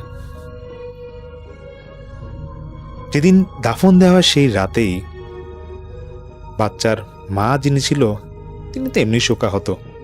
তিনি ঘুমের মধ্যে একটা স্বপ্ন থেকে চিৎকার দিয়ে কেঁদে উঠেন এবং উঠে বলেন বাসার সবাইকে যে একটা বয়স্ক লোক নাকি তার সামনের চোখে স্বপ্নে দেখা দিয়েছিল। সেই লোকটা চেহারা নাকি এরকম 3টে স্পট ছিল, বাম দিকে খরবাকাতি হাত, যেরকমটা তার সন্তানের মৃত্যুর পর দেখা গেছিল সেরকম, এবং বাম দিকে ঘাটটা কাত করা। এবং সেই লোকটা এসে বলতেছে সেই মহিলাকে, মানে সেই হোসেনের মামিকে, যে তোর স্বামীর কাছে খাওয়া চাইছিলাম, দেয় নাই আমারে, ওটার ফল দেখাই দিলাম, আর তোর জীবনে কখনো কিছুই হবে না, দেখিস। তো হোসেন আমাকে যেটা বলে যে ভাইয়া এটা ভয়ের কিনা জানি না, বাট আজ পর্যন্ত সেই 2006-07 ঘটনা, আজ পর্যন্ত মামা অনেক দেশে গিয়েছে, দেশের ইউরোপের দিকেও গিয়েছে, পাশের দেশ ভারতেও গিয়েছে, কিন্তু কোনো চিকিৎসা করেই ওনারা কোনো সন্তান আজ পর্যন্ত হয়নি। এবং এটা কেন কেউ বলতে পারে না, এবং লাশের অবস্থা তখন কেন এরকম হয়েছিল সেটাও তাদের জানা নেই, এবং সেই লোকটাই বা কে ছিল সেটাও ওনাদের আজ পর্যন্ত অজানা। তবে কিছু আলেমদের সাথে কথা বলে যারা কিছু আলেম বলেছে যেটা হতে পারে যে কোনো জিন এসেছিল মানুষের রূপ নিয়ে খাওয়া যেতে, হয়তো তাকে খুশি করতে পারেনি দেখেই তার অভিশাপে এই অবস্থা হয়েছে। এটা সত্য মিথ্যা আসলে আমাদের জানা নেই, কিন্তু ঘটনাটা আমাদের কাছে আজও রহস্য। প্রিয় লিসেনার্স, এখন যে ঘটনাটি আমি আপনাদের সাথে শেয়ার করতে যাচ্ছি, এই ঘটনাটি আমাদেরকে একজন রেমিটেন্স যোদ্ধা ভাই পাঠিয়েছেন। ওনার বর্তমান ঠিকানা মালয়েশিয়াতে, আর ওনার দেশের বাড়ি নাটোর জেলার গুরুদাসপুর থানার নাজিরপুর গ্রামে। ওনার নাম বাবু। উনি মালয়েশিয়াতে একটি সুপার মার্কেটে চাকরি করেন।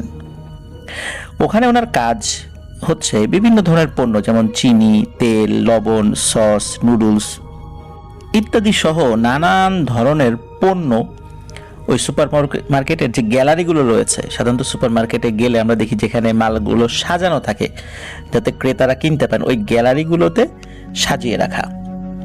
আর হচ্ছে যেখানে মাল কমে যাবে, যেখানে মাল প্রয়োজন, সেগুলো স্টোর রুম থেকে এনে ওই গ্যালারিতে রাখতে হবে। তো এটাই মূলত ওনার কাজ। তো কাজের ক্ষেত্রে অন্য মার্কেট থেকে উনি যখন ওনার যেই মার্কেটে ঘটনাটি ঘটেছিল ওই মার্কেটে নতুন আসেন, তখন সকাল 10টা থেকে রাত 10টা পর্যন্ত ওনার ডিউটি ছিল, মানে 12 ঘন্টা ডিউটি। সব কিছু স্বাভাবিক, কিন্তু এখানে যারা কাজ করে মানে সাধারণ শ্রমিক, তাদেরকে দেখে ওনার কাছে মনে হয় যে তাদের মধ্যে কোনো একটা ভয় কাজ করে। ওখানে বিভিন্ন দেশের লোকজন আছে, ইন্দোনেশিয়ার লোকজন আছে, ফিলিপাইনের লোকজন রয়েছে, বাংলাদেশিরাও আছে, কিন্তু উনি কখনো কাউকে জিজ্ঞেস করেননি, যেহেতু উনি নতুন এসেছেন। নতুন এসে এই ধরনের কোনো বিষয় যদি জিজ্ঞেস করা হয়, দেখা গেল একটা কমপ্লেইন গেল তার নামে মালিকের কাছে, তখন একটা সমস্যা আর কি, এই জন্য উনি কিছু জিজ্ঞেস করেন নাই। তো একটি সুপারমার্কেটের যে বিগ স্টোর, এটা কিন্তু অনেক বড় এরিয়া নিয়ে গঠিত এবং ভেতরে অনেকগুলো বড় বড় গ্যালারি, এবং সেই গ্যালারিতে কিন্তু মাল রাখা হয়। একদিন সন্ধ্যাবেলায় আনুমানিক 7:30টার দিকে, যেখানে 7:30টা সন্ধ্যায় ধরা হয় আর কি, তো এইরকম সময় ওনার কাছে খবর আসে যে বা একটা রিকুইজিশন আসে বা চাহিদা আসে যে স্টোর থেকে কিছু তেল এবং সস আনতে হবে এবং সেটা গ্যালারিতে সাজিয়ে রাখতে হবে। কি পরিমাণ লাগবে সেটা উনি জেনে যান একজন দায়িত্বশীলের কাছ থেকে। তারপর উনি ওই স্টোরে যান। উনি যেই ট্রলিটা নিয়ে গিয়েছিলেন সেটা হচ্ছে এল শেপ, মানে এল আকৃতির একটি ট্রলি। আর উনি যখন ওই স্টোর রুমে গিয়েছিলেন তখনই ওনার সাথে একটি ভয়ানক ঘটনা ঘটেছিল। উনি স্টোর রুমে যান, এমনিতে কিন্তু স্টোর রুমে আসলে লোকজন তেমন থাকে না, স্টোর রুম তো গোডাউন আর কি। তো উনি যখন গিয়েছেন তখন কেউ ছিল না। ওনাকে কি আনতে হবে সেই বিষয়গুলো বলে দেওয়া হয়, কারণ ওগুলো স্টোর রুমে ছিল এবং ওগুলো আলাদাভাবে কম্পিউটারে এন্ট্রি দিয়ে দেওয়া হয় যাতে করে উনি মাল নিয়ে খুব সহজে চলে আসতে পারে, নিচ থেকে এন্ট্রি দিয়ে দেয়। তো উনি যান সেখানে, যাওয়ার পরে তেল যেই পাশে থাকে তেলের কার্টন আর কি, উনি ওই সাইডটাতে যান। যাওয়ার পরে ওই তেলের কার্টন উনি ট্রলিতে রাখতে শুরু করেন। প্রথম কার্টুনটি উনি যখন রেখেছেন, তো দ্বিতীয় কার্টুনটি যখন তুলবেন, তোলার সময় ওনার মাথাটা উনি নিচু করেন, মানে রুকুর হালতে চলে যান আর কি। হঠাৎ করে ওনার মনে হলো ওনার মাথার সামনে কেউ দাঁড়িয়ে আছে। তো উনি সামনের দিকে তাকিয়ে দেখেন যে কেউ নাই। তো উনি ভাবেন এটা ওনার মনের ভুল। আবারও স্বাভাবিকভাবে দ্বিতীয় কার্টুন তেল উনি নিলেন ট্রলির উপরে। তারপরে তেল নেওয়া তো শেষ, এখন উনি গেলেন হচ্ছে আরেকটু পাশেই সসের কার্টুন নেওয়ার জন্য। যখনই সসের কার্টুন নেওয়ার জন্য উনি মানে কিছুটা ঝুঁকেছেন, তখন ওনার কাছে মনে হলো পেছনে কেউ একজন দাঁড়িয়ে আছে। কোনো একজন মানুষ যদি থাকে তখন কিন্তু আপনি যদি ঝোঁকেন তাহলে হয়তো বা সামনে পেছনে বা দু পায়ের মাঝখানে যে ফাঁকা অংশ থাকে সেদিক দিয়ে কোনো একটা অবয়বের উপস্থিতি টের পাওয়া যায়, এরকম কিন্তু বোঝা যায়। স্পষ্ট বোঝা না গেলেও মানে হালকা অনুভব করা যায়। তো এরকম কোনো একটা অস্তিত্ব রয়েছে সেটাই কিন্তু ওনার কাছে মনে হয় আর কি। তো উনি আবার চারদিকে তাকান, দেখলেন যে না, কেউ তো নাই। তো উনি হালকা ভয় পান। তো উনি ভাবেন হয়তো বা কেউ মজা করছে। তো উনি ওই মালয়েশিয়ান ভাষায় উনি বলেন যে আডা কাওয়ান মাইন মাইন, মানে হচ্ছে কোনো বন্ধু আছো কি, আমার সাথে মজা করছো? তো কোনো সারা শব্দ নেই। তো উনি চিন্তা করলেন যে তাড়াতাড়ি এই জায়গা থেকে ভাগি। উনি তাড়াতাড়ি ওই সস যেই যতটুকু নেওয়ার প্রয়োজন ছিল, যতটুকু তাকে বলা হয়েছিল এবং কম্পিউটার এন্ট্রি দেওয়া হয়েছিল ততটুকু নিয়ে উনি দ্রুত ট্রলি ঘুরিয়ে যাওয়ার জন্য মানে যাত্রা শুরু করেছেন। কিন্তু হঠাৎ করে তার মনে হলো ট্রলিটা আটকে গেল এবং 1 সেন্টিমিটারও ট্রলিকে তিনি সরাতে পারছেন না। তো অনেক সময় হয় এরকম যে ট্রলির যে নিচে চাকাগুলো থাকে ওগুলো কিন্তু মানে প্রয়োজন অনুযায়ী একা একাই বেঁকে যায়, মানে যেদিকে আপনি ট্রলি সরাবেন চাকাগুলো অটো সেটা রোটেট করে। মানে মুভ করে। আপনারা যারা ট্রলি দেখেছেন তারা তো জানেন। তো অনেক সময় হয় কি, ট্রলির চাকা কোনো একটা যদি আটকে যায় তখন সেটা ঠেলে নিতে কষ্ট হয়, যদি দুটো আটকে যায় তখন তো ট্রলি নড়েই না, এমন একটা অবস্থা হয়। তো উনি চিন্তা করেছেন কোনো চাকায় সমস্যা হয়েছে। তো উনি চাকা দেখার চেষ্টা করছেন।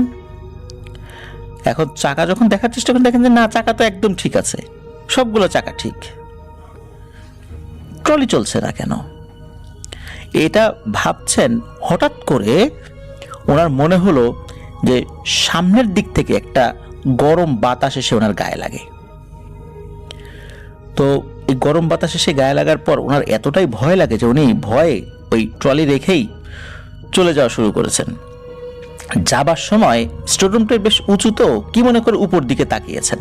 ওনার কাছে মনে হচ্ছিল কিছু একটা উপরে আছে। তাকিয়ে উনি যেই দৃশ্যটা দেখতে পান, সেটি দেখার জন্য উনি মোটেও প্রস্তুত ছিলেন না। উনি তাকাতেই দেখেন যে টিকটিকির মতো উল্টো হয়ে একটি অবয়ব ঝুলে আছে। দেখতে অনেকটা মেয়ে অবয়ব বলে মনে হলো ওনার কাছে। চোখ লাল, চুলগুলো এলোমেলো, বিভৎস একটি চেহারা। যেহেতু মাথা নিচের দিক দিয়ে ঝুলে আছে, এই জন্য চুলগুলো কিন্তু নিচ দিকে ঝুলে আছে। এরকম বিভৎস একটি চেহারা দেখে উনি মানে এতটা ভয় পেয়েছেন, উনি 1 ইঞ্চি নড়তেও পারছেন না। এবং আরো একটি ব্যাপার হলো যে উনি যে ওইখান থেকে চোখ সরাবেন, মানে মাথাটা ঘোরাবেন বা চোখ বন্ধ করবেন, ওনার মনে হচ্ছে উনি চোখের শুধু পলক ফেলা ছাড়া উনি চোখ বন্ধ করেও থাকতে পারছেন না, এমন একটা অবস্থা। আর ওনার কাছে মনে হচ্ছে যে উনি ওনার শরীরে উপর টোটালি কোনো নিয়ন্ত্রণ, মানে যে কোনো ধরনের নিয়ন্ত্রণই হারিয়ে ফেলেছেন। ওনার কাছে আরও মনে হচ্ছিল ওনার পুরো শরীর প্যারালাইজড হয়ে গেছে। উনি কিছু বলতেও পারছেন না, হাঁটতেও পারছেন না, চোখ বন্ধও করতে পারছেন না, মাথাও নাড়াতে পারছেন না। ওই অবস্থাতে ওই অবয়বটি নাকি মালয় ভাষায় তাকে বলেছিল যে আর কতবার বলবো তোদেরকে, চলে যায় এখান থেকে, তোরা কেন বারবার আমাকে বিরক্ত করিস, তোদের কি জীবনের মায়া নেই? মানে ভয়ঙ্কর কণ্ঠে এটি বলেছিল। এরপর উনি মনে মনে দোয়া দরুদ যা পারছিলেন পড়ছিলেন, সবকিছু এলোমেলো হয়ে যাচ্ছিল। এরপরে ওনার কিছু মনে নাই। সকালে উনি দেখেন যে উনি ওনার রুমে শুয়ে আছেন, শরীরে প্রচন্ড ব্যথা আর জ্বর। তো সবাই বলল রাত 10টার সময় এক নেপালি সিকিউরিটি স্টোর রুম বন্ধ করতে গিয়ে তার গোঙানির আওয়াজ শুনে তাকে উদ্ধার করে। আলহামদুলিল্লাহ উনি 8 থেকে 10 দিন পর পুরোপুরি সুস্থ হয়ে যান, কিন্তু ওনাকে কাজ থেকে বিদায় দেয়া হয়।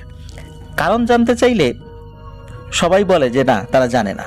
তবে হ্যাঁ, এক বয়স্ক আঙ্কেল ওনাকে বলল তাকে এখান থেকে বাদ দেওয়ার কারণ হলো সে যদি এই ঘটনা সবার কাছে বলে দেয় তাহলে এখানে কেউ কাজ করতে চাইবে না, আর যদি কাস্টমাররা জানে তাহলে বেচাকেনাও কমে যাবে, তাই তাকে বাদ দিয়ে দিয়েছে। আর তাকে এটাও বলা হয় যে 2021 সালে কোনো এক কারণে এক ইন্দোনেশিয়ান মহিলা এখানে সুইসাইড করেছিল। লোকজন জানলে মার্কেটের সমস্যা হবে, এই জন্য মার্কেট কর্তৃপক্ষ এই লাশটাকে দাফন না করেই সাম্পা, মানে মালয়েশিয়ান ভাষায় সাম্পা মানে বড় ডাস্টবিনে ফেলে দিয়েছিল। এরপর তো লাশ পাওয়া গেছে, তারপরে বিভিন্ন পুলিশি কর্মকাণ্ড হয়েছে, কিন্তু মার্কেটে যে লাশ পাওয়া গেছে এই বিষয়টি ধামাচাপা দেয়া হয় আর কি। আর এরপর থেকে ওখানে মানে ওই মার্কেটে বেশ কয়েকবার এই ধরনের ঘটনা ঘটেছে। সেই ঘটনা এখনো চলমান রয়েছে। তো প্রিয় লিসেনার্স, এটি ছিল ঘটনা। আমি হাবিব বলছি রাজশাহী থেকে। আপনারা অনেকেই মাছ ধরা বা মেছো পিশাচ এই ধরনের কিছু ঘটনা বা গল্প শুনতে চান।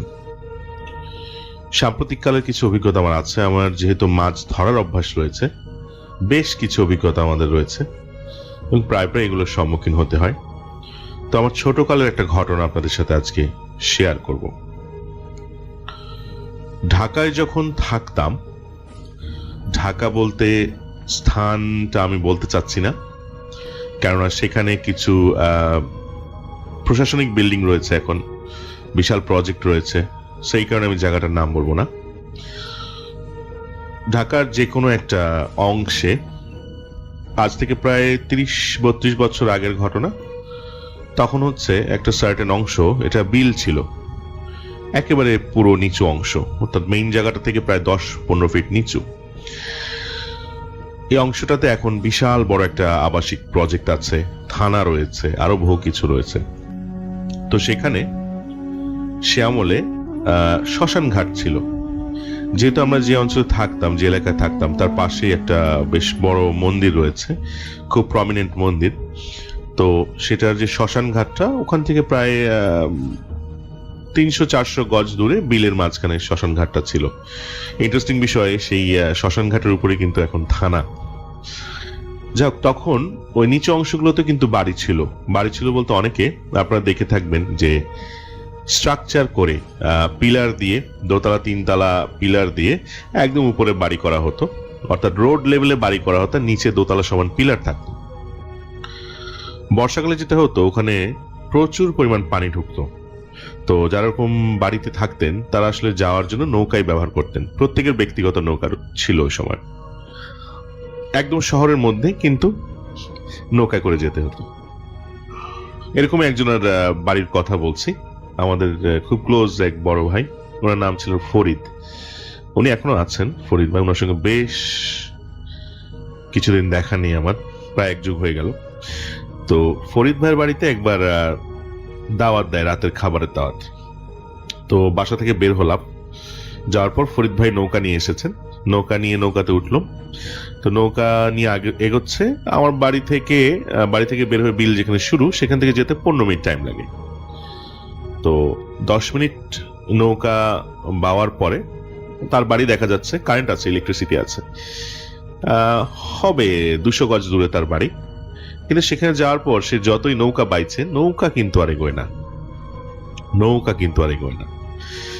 আধা ঘন্টা 1 ঘন্টা হয়ে গেছে, যতই সে ট্রাই করছে, নৌকা আর এগোয় না। তো আমি এক পর্যায়ে ভয় পেয়ে যাই। বয়স কম তখন, সাথে আমার মামাও ছিল।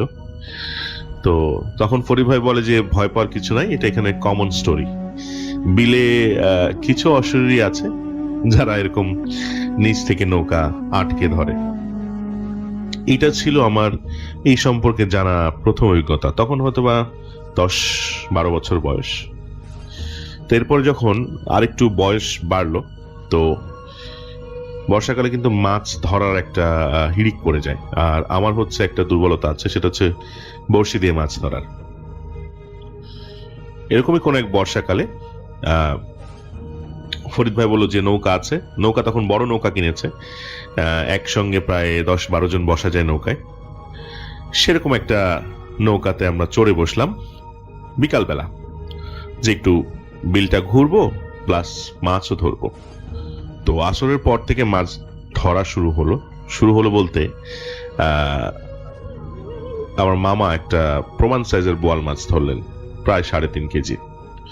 তো সেটা দেখে আমরা বেশ খুশি হলাম, উৎফুল্ল হলাম, এবং ভাবলাম মাগরিব পর্যন্ত আমরা মাছ শিকার চালিয়ে যাব। তো মাগরিবের সময় হয়ে এসেছে। এরকম সময় মানে আকাশ গোধূলিতে লালিমা সেটা দেখা যাচ্ছে, আজান হবে। ঠিক এই মুহূর্তে কিছু একটা মাছ আমাদের ধরা পড়লো। মাছটা বেশ বড়ই হবে, 8 থেকে 10 কেজি অনুমান। এবং মাছটা আমাদের সাধারণত মাছ খেলিয়ে উঠানো হয়, এরকম একটা বিষয় আছে, মাছটাকে দুর্বল করে উঠানো হয়। এই মাছটা অ্যাকচুয়ালি আমাদের সাথে খেলা শুরু করলো বলতে এটা আমাদের বাড়ির দিকে না নিয়ে এটা আমাদেরকে বিলের ভেতরের দিকে নিয়ে যাওয়া শুরু করলো। এবং ঘন্টা 1.5 ধরে এটা খেলা হলো। মানে সন্ধ্যা হয়ে গেছে, তখন পুরো অন্ধকার, ঘুটঘুটে অন্ধকার, সন্ধ্যা হয়ে গেছে। মাছ আমরা কোনোভাবেই উঠাতে পারছি না। তো এক পর্যায়ে দেখা গেল যে কিছু একটা শক্ত কিছুর মধ্যে আটকে গেছে। ইনফ্যাক্ট ওই মুহূর্তে আমরা প্রায় আমাদের পার, যেটা বাড়ির সামনে রাস্তার যে পার ছিল যেখান থেকে বিল শুরু, সেখান থেকে আনুমানিক 3 থেকে 3.5 কিলোমিটার দূরে অলরেডি আমরা, এত দূরে। কিছুর মধ্যে আটকে গেছে বলতে হয়তো বা মাছটা তার গর্ত বা কোনো কিছুর মধ্যে ঢুকে গেছে, এরকম। অনেক টানাটানি করা হলো, অনেক চেষ্টা করা হলো, এবং বইছা দিয়ে দেখা গেল যে সেখানে প্রায় অথই পানি, অ্যাটলিস্ট 10 ফিট পানি। সো নিচে নেমে যে কিছু করা হবে তা সেটার আর সম্ভাবনা নেই। তো ভালো কথা, আমরা সুতো কেটে দিলাম, মামা সুতো কেটে দিল। কেটে দেওয়ার পরে আমরা এখন বাড়ির দিকে আগাবো। তো অনুমান করে বাড়ির দিকে আগানোর চেষ্টা করছি। ফরিদ ভাই হচ্ছে ভিতরে কুপি ছিল, সে সময় কুপির ব্যবহার ছিল। সো কুপি বের করে কুপি জ্বালিয়ে নিল, আলো মোটামুটি। আর সৌভাগ্যক্রমে আমাদের মাছ ধরার যে ব্যাগটা আছে তার মধ্যে একটা টর্চ লাইট ছিল, সেই সানলাইটের বড় ব্যাটারি দেওয়া টর্চ লাইট, কোনো মতে টিপ টিপ করে জ্বলে আর কি, দেখা যায় মোটামুটি। তো আমরা এগোচ্ছি বাড়ির দিকে। নৌকাটা ঘুরিয়ে বেশি না, একবার বৈঠা মারতেই নৌকাটা কিছুতে আটকে গেল। অথই পানি কিন্তু কিন্তু মনে হচ্ছে চরে যেরকম আটকে যায় সেরকম আটকে গেছে। আমরা বহুভাবে দেখার চেষ্টা করলাম, কিছুই না, কিন্তু নৌকার এগোচ্ছে না, কোনোভাবেই এগোচ্ছে না, কোনোভাবেই এগোচ্ছে না। তো যাই হোক, কি আর করার, খুব দুশ্চিন্তায় পড়ে গেলাম আমরা সবাই। তো এক পর্যায়ে সিদ্ধান্ত নিলাম যে এখানেই বসে থাকতে হবে, কারণ ফরিদ ভাই আমাদেরকে একটু হিন্টস দিলেন যে নিচে হয়তো একই কাজ হয়েছে, কিছুতে অশরীরী কিছু ধরে রেখেছে, কারণ সে তো অভ্যস্ত তার বাড়ি যাওয়ার পথে। একটু সময় দিলাম, তো ভাবলাম যে সময়টা যেহেতু বসে আছে আবার ছিপ ফেলি। তো আবার পানিতে বসে ফেলার পরে, ছিপ ফেলার পরে এবার কিন্তু মাছ হলো। মাছ বলতে রুই এবং মৃগেল। সে অন্ধকারের মধ্যে আমরা প্রায় 1 কেজি থেকে 1.5 কেজি সাইজ, এরকম সাইজের 16 থেকে 17টা মাছ ধরা হলো। প্রায় আধমন মাছ হয়ে গেছে। এরপরে মানে আমরা মোহের মধ্যে পড়ে গেছি যে মাছ হচ্ছে হচ্ছে। নৌকাতে এমন কোনো ব্যবস্থা ছিল না যে বড় জাল বা কিছু, তো মোটামুটি এক জায়গায় স্তূপ করে রাখা হয়েছে কোনোভাবে, এবং আমাদের সাথে যে ব্যাগ বা তিরপল বা যেটা ছিল সেগুলোতে কোনো মধ্যে ঢেকে রাখা হচ্ছে। মাঝে মধ্যে মাছ আওয়াজ করছে, নড়াচড়া করছে, লাফানোর চেষ্টা করছে শুকনোতে থাকার কারণ। তো এক পর্যায়ে ফরিদ ভাই বলে বসলো যে অনেক রাত হয়ে গেছে, কিন্তু আনুমানিক তখন 9:45 বাজে। হ্যাঁ, তখনকার দিনে সেই ক্যাসিওর ঘড়ি ছিল, হাত ঘড়ি, চাপ দিলে লাইট জ্বলতো। দেখা গেলো 9:45 বাজে, তো এখন ফেরা দরকার। তো আরেকটু চেষ্টা করলাম, তো দেখছি যে হ্যাঁ, নৌকো এখন ঠিক আগাচ্ছে। তো আমরা আগানো শুরু করলাম। শুরু করতে করতে যাচ্ছি, প্রায় 20-25 মিনিট আমরা নৌকা বাওয়ার পরে আমরা দেখতে পাচ্ছি এবার যে হ্যাঁ, আরো প্রায় 1 কিলো কি 1 কিলোর কম হবে আমাদের বাড়ির যে জায়গাটা, অর্থাৎ রাস্তার যে কর্নার, সেখানে কিন্তু লাইট ছিল সে সময়। সো দেখা যাচ্ছে বিলের যেখানে শেষে আমরা উঠবো সেই জায়গা দূর থেকে দেখা যাচ্ছে। এরকম জায়গায় চলে আসতে আসতে হঠাৎ করে নৌকো আবার একই অবস্থা, আটকে গেল। একই কাহিনী, আর যাচ্ছে না, নৌকো এগোচ্ছে না। খুব বিরক্তিকর কিন্তু বিষয়। তো এরকম করতে করতে আমরা আবার বিরক্ত হয়ে গেলাম। 15-20 মিনিট বসে আছে, আর ছিপ ফেলার ইচ্ছা নেই। 10টা বাজতে চললো, প্রায় রাত 10টা। তখন যেটা হলো যে বেশ কিছুক্ষণ পর হঠাৎ আমরা দেখলাম যে একজন লোক, পাশ থেকে একজন লোক হেঁটে আসছে পানির মধ্যে। টর্চ মারা হলো, বেশ বেশ বুড়ো বুড়ো শীর্ণকায় দেহের এক লোক, পানিতে কোমর পানি, হেঁটে আসছে। তো হেঁটে আসার পর উনি বললেন যে আপনারা কি মানে আটকে গেছেন, আমি কি ঠেলে দিব? তো বলা হলো হ্যাঁ ভাই, ঠেলে দেন। তো উনি অনেক ঠেলার চেষ্টা করলেন, তো ঠেলে দেখা যাচ্ছে যে নৌকাটা কিছুটা এগোলো আর কি, হয়তো বা তলে কিছু ছিল, এগোনো হলো। তো ওনাকে জিজ্ঞেস করলো যে ভাই আপনি পানিতে কি করছেন, এখানে তো কোমর পানির মতো। বলছে না, আমি তো মাছ টাছ ধরি, এই জন্য এখানে। ফরিদ ভাই হচ্ছে খুব বুদ্ধিমান মানুষ, উনি প্রশ্ন করে বসলেন যে কাকা আপনি মাছ ধরেন, তো আপনার ট্যাগ কোথায়? ট্যাগ ওয়ার্ডটা হচ্ছে এরকম যে যারা আগে মাছ ধরতো কোমরে একটা বাঁশের ঝুড়ি থাকতো, যদি কুচ দিয়ে বা হাত দিয়েও মাছ ধরতো। আগেকার দিনে অনেকে ছিল হাত দিয়ে মাছ ধরতো বিভিন্ন গর্তে গর্তে। কোমরে একটা বাঁশের ঝুড়ি থাকতো ঢাকনা সহ, যার মধ্যে মাছগুলো রাখা হতো। তাকে প্রশ্ন করলেন কাকা আপনার ট্যাগ কোথায়? তো উনি বললেন যে বাজান ট্যাগটা তো হারাই গেছে, আসতে যেয়ে কিছুতে একটা বেঁধে ছিল, যে ট্যাগটা পানিতে হারাই গেছে। উনি আর ওটা উঠাতে পারেন নাই, সাথে কুপিক ছিল না বা লাইটের ব্যবস্থা ছিল না এই কারণে। তো যাক, বলা হলো যে ঠিক আছে কাকা বাড়ি কোন দিকে? তো বলছে এই তো সামনেই, ওইদিকে বিলেই যে উঠবো ওই পার দিয়েই। তো ওনাকে বলা হলো কাকা চলেন পারে উঠে পড়েন নৌকায়, আগোই। তো আমরা আবার উনাকে উঠিয়ে নিয়ে আগানো হলো। ইন্টারেস্টিং বিষয়, এবার নৌকা চলছে ফুল স্পিডে, অর্থাৎ আমরা এগোচ্ছি, দূরত্ব আর কভার হচ্ছে না, দূরত্ব আর কভার হচ্ছে না। আমরা নৌকা বেয়ে চলেছি, প্রায় আধা ঘন্টা হয়ে গেছে, টাইম ঠিক দেখা হলো আধা ঘন্টা পার হয়ে গেছে, কিন্তু সেই যে আলো দেখতে পাচ্ছি আমরা, ওই পর্যন্ত আমরা আর পৌঁছাতে পারছি না। কোনোভাবেই পৌঁছাতে পারছি না। তো তখন যেটা করা হলো সেটা হচ্ছে আবার দেখা হলো, বিষয়টা বোঝার চেষ্টা করা হলো। সমস্যা হচ্ছে যে একে তো অন্ধকার, কুপির তখন তেলও শেষ হয়ে এসেছে, আর এদিকে টর্চ লাইটের অবস্থাও ভালো না। তো তখন যেটা করা হলো, অনেক কিছু বোঝার চেষ্টা করা হলো, নিচে কিছু আছে কিনা, না সবকিছু ঠিক। তো তখন আবার এই মুরব্বী বললেন যে আপনারা বসেন, আমি নৌকাটা টেনে নিয়ে যাচ্ছি। তো নৌকাটা উনি নেমে হাত দিয়ে ধরে গুণ টানার মতো হাঁটতে হাঁটতে টানতে টানতে গেলেন। অদ্ভুত বিষয়, আমরা একটা জিনিস দেখলাম যে কিছু দূর যাওয়ার পর একটা ট্যাগ পড়লো। এই ট্যাগ হচ্ছে একটা ঢিপি, যে ঢিপির মধ্যে কিছু লোক বসে আছে। লোক বসে ওনারা হালকা আগুন জ্বালিয়ে, এটা কিন্তু আমরা এর আগে দেখিনি, বিকজ আমাদের ডিস্টেন্সটা, যে পাড়ের ডিস্টেন্সটা দূর থেকে লাইট ততক্ষণই আছে।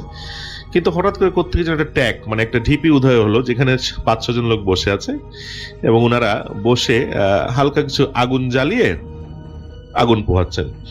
মজার বিষয়, তখন কিন্তু শীতকাল না, কিন্তু তারা আগুন পোহাচ্ছেন বসে বসে। তো ওই মুরব্বী ওরা বললেন যে তোরা এখানে এখনো আছিস, বাড়ি যাবি না? তো ওরা বললো যে না, আমরা এখনো বাড়ি যাইনি, কিছুক্ষণ পরে বাড়ি যাব। তো তুই কোথা থেকে আসলি? যে সামনে গেছিলাম। মুরব্বী ওদের সাথে কথা বলা শুরু করলো। পানিতে দাঁড়ানো অবস্থা, এক হাতে নৌকা, আমাদের মাথা ধরা নৌকার গোলই, আর এদিকে উনি কথা বলছেন ওখানে। তো তখন বললো যে কিছু খাবার টাবার আছে নাকি, তোদের কাছে যদি কিছু খাবার টাবার থেকে থাকে, এই যে আমার সাথে এরা আছে, খাওয়া দাওয়া করেই যাক। তো বললো যে হ্যাঁ, কিছু হালকা পাতলা খাবার আছে, ওই Mister Cookie biscuit, interesting, Mister Cookie আছে বললো। তো যাই হোক, নামলাম, নেমে আমরা একটু বসলাম 10 মিনিট ওখানেই ঢিপির উপরে। অনেকক্ষণ নৌকায় থেকে একটু শরীরটা কেমন যেন ম্যাচ ম্যাচ হয়ে গেছিল ওইভাবে বসে থেকে। তো একটা জিনিস খেয়াল করলাম, এরা যে আগুনটা জ্বালিয়ে রেখেছে, আগুনের না কোনো তাপ নেই। এটা আমরা অনেকেই খেয়াল করলাম। রাত বাজে তখন 12:15, টাইমটা তখন হয়ে গেছে 12:15। ফরিদ ভাই কিন্তু খুব বিচক্ষণ মানুষ, সে কিন্তু সবকিছু ট্র্যাক রাখছে এবং আমাদেরকে বলছে। রাত তখন বাজে 12:15 এবং ওরা আগুন জ্বালিয়ে যে আগুন পোহাচ্ছে, আগুনের কোনোই তাপ নাই এবং সবাই কিন্তু আমরা একে অপরের দিকে, চেহারা দিকে তাকাতে দেখলাম। এই পরিস্থিতিটা কিন্তু ভালো না, কারণ হিসাবে যে ডিস্টেন্সটা পানির মধ্যে, আমরা কিন্তু ইনফ্যাক্ট এখন শ্মশান ঘাটের মধ্যে আছি। তো বিস্কুট দেয়া হলো, দেওয়ার পরে যেটা হলো সেটা হচ্ছে যে ওই মুরব্বী যে ছিল সে বলল যে আমার তো খুব খিদা পেয়েছে, আমার তো বিস্কুটে হবে না, অন্য কিছু খাবার আছে নাকি। তো বাকিরা বলল যে দেখ আশপাশে খুঁজে দেখ কোনো খাবার টাবার পাস কিনা। তো মুরব্বী তার মতো করে মাটির মধ্যে কি কি যেন খুঁজতে লাগলেন। তো যাক, আমরা এর মাঝে কথা বলছি যে অনেক রাত হয়ে গেছে, আমাদের তো হয়তো খোঁজাখুঁজি করবে, কারণ অনেক আগে আমরা বেরোচ্ছি, আমাদের তো এত রাত পর্যন্ত বাইরে থাকার কথা না। এক পর্যায়ে আমরা খেয়াল করলাম যে এই যে মুরব্বী আছে, সে মুরব্বী আমাদের নৌকায় উঠে কিছু না কিছু একটা করছে, কি যেন খুঁজছে বা কিছু একটা করছে। একটু পরে ফরিদ ভাইয়ের হাতে টর্চ লাইট। ফরিদ ভাই যেটা করে, ডাইরেক্ট টর্চ লাইটটা মেরে বসে এবং টর্চ লাইট মেরে মানে মারার পরে আমরা যেটা দেখি, এটা অ্যাকচুয়ালি বিভৎস না। এটাই হচ্ছে এই ঘটনাটার খুব ইন্টারেস্টিং পয়েন্ট। উনি যেটা করছিল, উনি হচ্ছে হাঁ করে মুখে একটা মাছ ভরেছে, পুরা মাছ, এবং মাছের লেজটা মুখ থেকে বের হয়ে আছে এবং লেজটা নড়ছে। ওনার গলা এভাবে ফুলে আছে, মানে একটা আস্ত মাছ যদি আপনি একজন মানুষের মুখে ভরেন, একটা 1 কেজি থেকে 1.5 কেজি সাইজের মাছ, সেটা কিন্তু বেশ মোটা, প্রায় 1 বিঘা মোটা হবে। তার গলা দিয়ে অর্ধেক নেমে আছে ভিতরে, মুখ এরকম ফোলা, গলা দিয়ে এরকম উঁচু, মাছটা লেজ নাড়ছে এবং এভাবে মুখ হাঁ করলে মানুষের চোখও কিন্তু বিভৎস রকম বড় হয়ে যায়। এইটা দেখার পরে হচ্ছে আমরা প্রচন্ড রকম ভয় পেয়ে যাই। সবাই ধরফর করে আমরা উঠে দাঁড়াই এবং দাঁড়িয়ে দেখি যে আমরা যে কজন দাঁড়িয়েছিলাম, আমরা প্রত্যেকে পানির মধ্যে দাঁড়ানো। এটা ফিল করার পরে মানে আমরা হচ্ছে আকাশ থেকে পড়েছি। আমরা কোন দিকে দৌড়াবো, কোথায় দৌড়াবো, কি করব, সেই কিছুই বুঝতে পারছিলাম না। আমরা কোনো মতে আল্লাহর নাম নিয়ে সবাই মিলে একজন আরেকজনের হাত ধরে আমরা যেটা করি, আমরা নৌকার দিকে দৌড় দিই এবং ফরিদ ভাই বলে আল্লাহু আকবার বলে বসে বলে যে ধর। দিক বিদিক জ্ঞান শূন্য। আমি তো বয়সে তখন ছোট, আমি মামার খামচে ধরে আছি, সবাই মিলে আমরা সেই নৌকার দিকে, নৌকাটা প্রায় 10 থেকে 12 হাত দূরে, সবাই মিলে কোনো মতে আমরা নৌকার দিকেই যাই সাহস করে। এবং মজার বিষয়, ওই মুরব্বী যে বসেছিল, মুরব্বী খুব সুন্দর মতো মানে খিলখিলি একটা হাসি দিয়ে আরো দুটো মাছ হাতে নিয়ে আমাদের দেখাচ্ছে, তোরাও খাবি। কিরকম যে ভয়াবহ অভিজ্ঞতা, এটা আপনারা যদি না সামনে চোখে দেখেন আপনারা এটা ফিল করতে পারবেন না। আমরা যখন কাছাকাছি চলে এসেছি, 1-2 হাত নৌকার কাছাকাছি, এই পানির মধ্যে মানে কোমর পানির মধ্যে কোনো মতে ঝাপাঝাপি করে চলে এসেছি, তখন এই লোকটা না লাফ দেয় পানির মধ্যে, ডুব সাঁতার যেরকম একদম জাম্প করা, এই দুটো মাছ নিয়ে লাফ দেয়। আমরা কোনো মতে নৌকার কাছাকাছি এসে নৌকাতে উঠি এবং উঠে ততক্ষণে ফরিদ ভাইয়ের টর্চ লাইট হচ্ছে পানিতে ভিজে গেছে এবং টর্চ লাইট আর জ্বলছে না। কোনো মতে নৌকায় উঠে বসি এবং উঠে বসে আল্লাহর নাম নিয়ে দোয়া পড়তে শুরু করি। পরিস্থিতি কি হলো, নিচ থেকে কেউ আবার আমাদের টান দিয়ে ধরে কিনা, বিভিন্ন রকম কৌতূহলী জিনিস আমাদের মনে আসছে। আমরা দোয়া কালাম পড়ছি। আমার মামা যেটা করে সেটা হচ্ছে আয়াতুল কুরসি পড়ে সবার শরীর বন্ধ করে দেয়। এবং আমরা এরপর একটা জিনিস খেয়াল করি, মানে আবহাওয়াটা কেমন জিনিস স্বাভাবিক হয়ে আসতে থাকে। তখন আমরা খেয়াল করি যে হ্যাঁ, আমাদের বাড়ির যে লাইটটা ছিল, অর্থাৎ রাস্তার কর্নারের যে লাইটটা, সেটা মোটামুটি 700-800 গজ দূরেই হবে। কোনো মতে হচ্ছে আমরা সাহস করে এরপর নৌকাটা বেয়ে যত তাড়াতাড়ি সম্ভব নিয়ে আসি, তাও প্রায় 20-25 মিনিট সময় লেগে যায়। এসে নৌকাটা কোনো মতে ঘাটে বেঁধে আমরা উপরে উঠে দাঁড়াই। ততক্ষণে দেখছি যে ওখানে আসলে অনেকে দাঁড়িয়ে আছে, বাড়ির লোকজন সবাই খোঁজাখুঁজি করেছে, আমাদের সবাই দাঁড়িয়ে আছে। তো লাইট ছিল সবার হাতে, এমনিতেও স্ট্রিট লাইট আছে রাস্তায়, লাইট দিয়ে সবাই মারছে। তো আমরা উঠে সবাই একটা জিনিস খেয়াল করার চেষ্টা করি। ইনফ্যাক্ট ফরিদ ভাই কিন্তু এই জিনিসগুলোর সঙ্গে সামহাও খুবই পরিচিত ছিলেন। উনি উঠেই বলেন যে এই মাছগুলা দেখতো।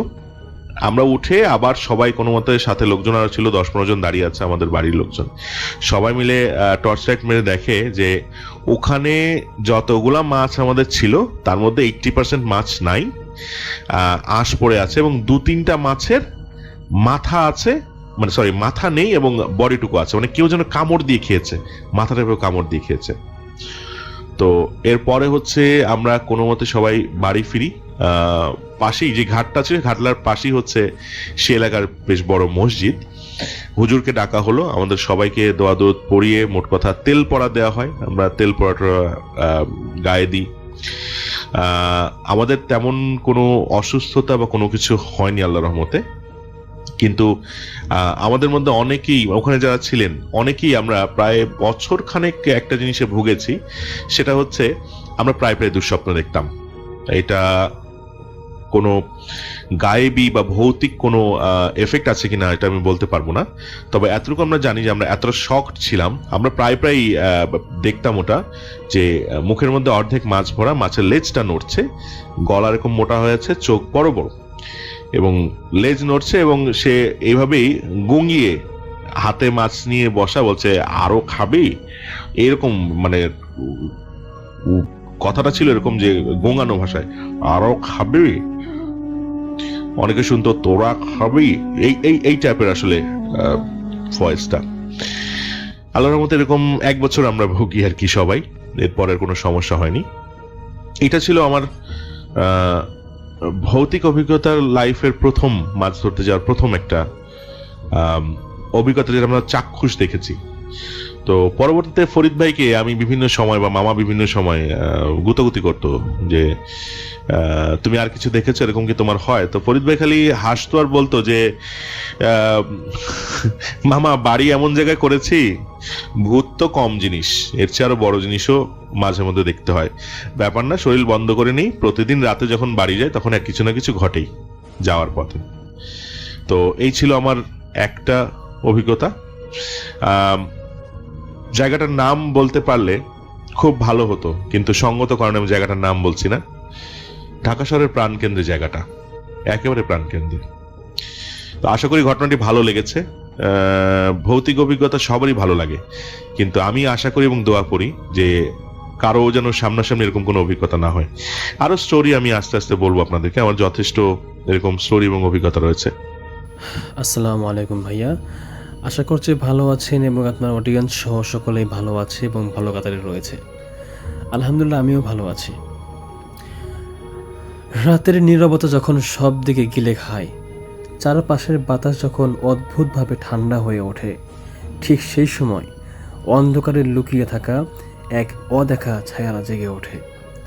মানুষ ভাবে রাত শুধু ঘুমানোর সময়, কিন্তু রাতের আছে নিজের একটা অভিশপ্ত ইতিহাস, যেখানে কিছু গল্প কখনো আলো পায় না, কিছু কান্না কখনো শ্রোতা পায় না, আর কিছু আত্মা কখনো মুক্তি পায় না বা আজও মুক্তি পায়নি। আজকের গল্পটি তেমনই এক হারিয়ে যাওয়া আত্মার, যে নিজের কষ্ট, নিজের প্রতিশোধ আর নিজের অশান্তি নিয়ে আজও ঘুরে বেড়ায় মানুষের চোখের সামনে কিন্তু অদেখা, মানুষের কানে কাছে কিন্তু অশ্রুত। আমি আবারও সবাইকে সতর্ক করে দিচ্ছি, এই গল্প শোনার পর আপনাদের ঘরের কোণাগুলো হঠাৎ করে অন্ধকার মনে হতে পারে। আয়নার সামনে দাঁড়ালে মনে হতে পারে কেউ আপনার পেছনে নিঃশ্বাস ফেলছে, আর জানলার কাছে অকারণে ঠক ঠক শব্দ হয়তো আরও অকারণ লাগবে না। যদি সাহস থাকে তাহলে চলুন শুরু করি আজকের ভয়ঙ্কর ভূতের কাহিনী। তো এই ঘটনা ঘটেছিল সোহেল নামের এক লোকের সাথে। সোহেল কাজ করত শ্মশানের ডোম ঘরে, অর্থাৎ যেখানে মৃতদেহকে পোড়ানো হয় সেখানে সোহেল কাজ করত। এবং সোহেল ছিল সরকারি কর্মকর্তা। ডোম মানুষ হলেও ওকে সবাই ভয় পেত, কারণ সে নাকি মৃতদেহের চোখ, মুখ, হাসি সব দেখে ফেলে।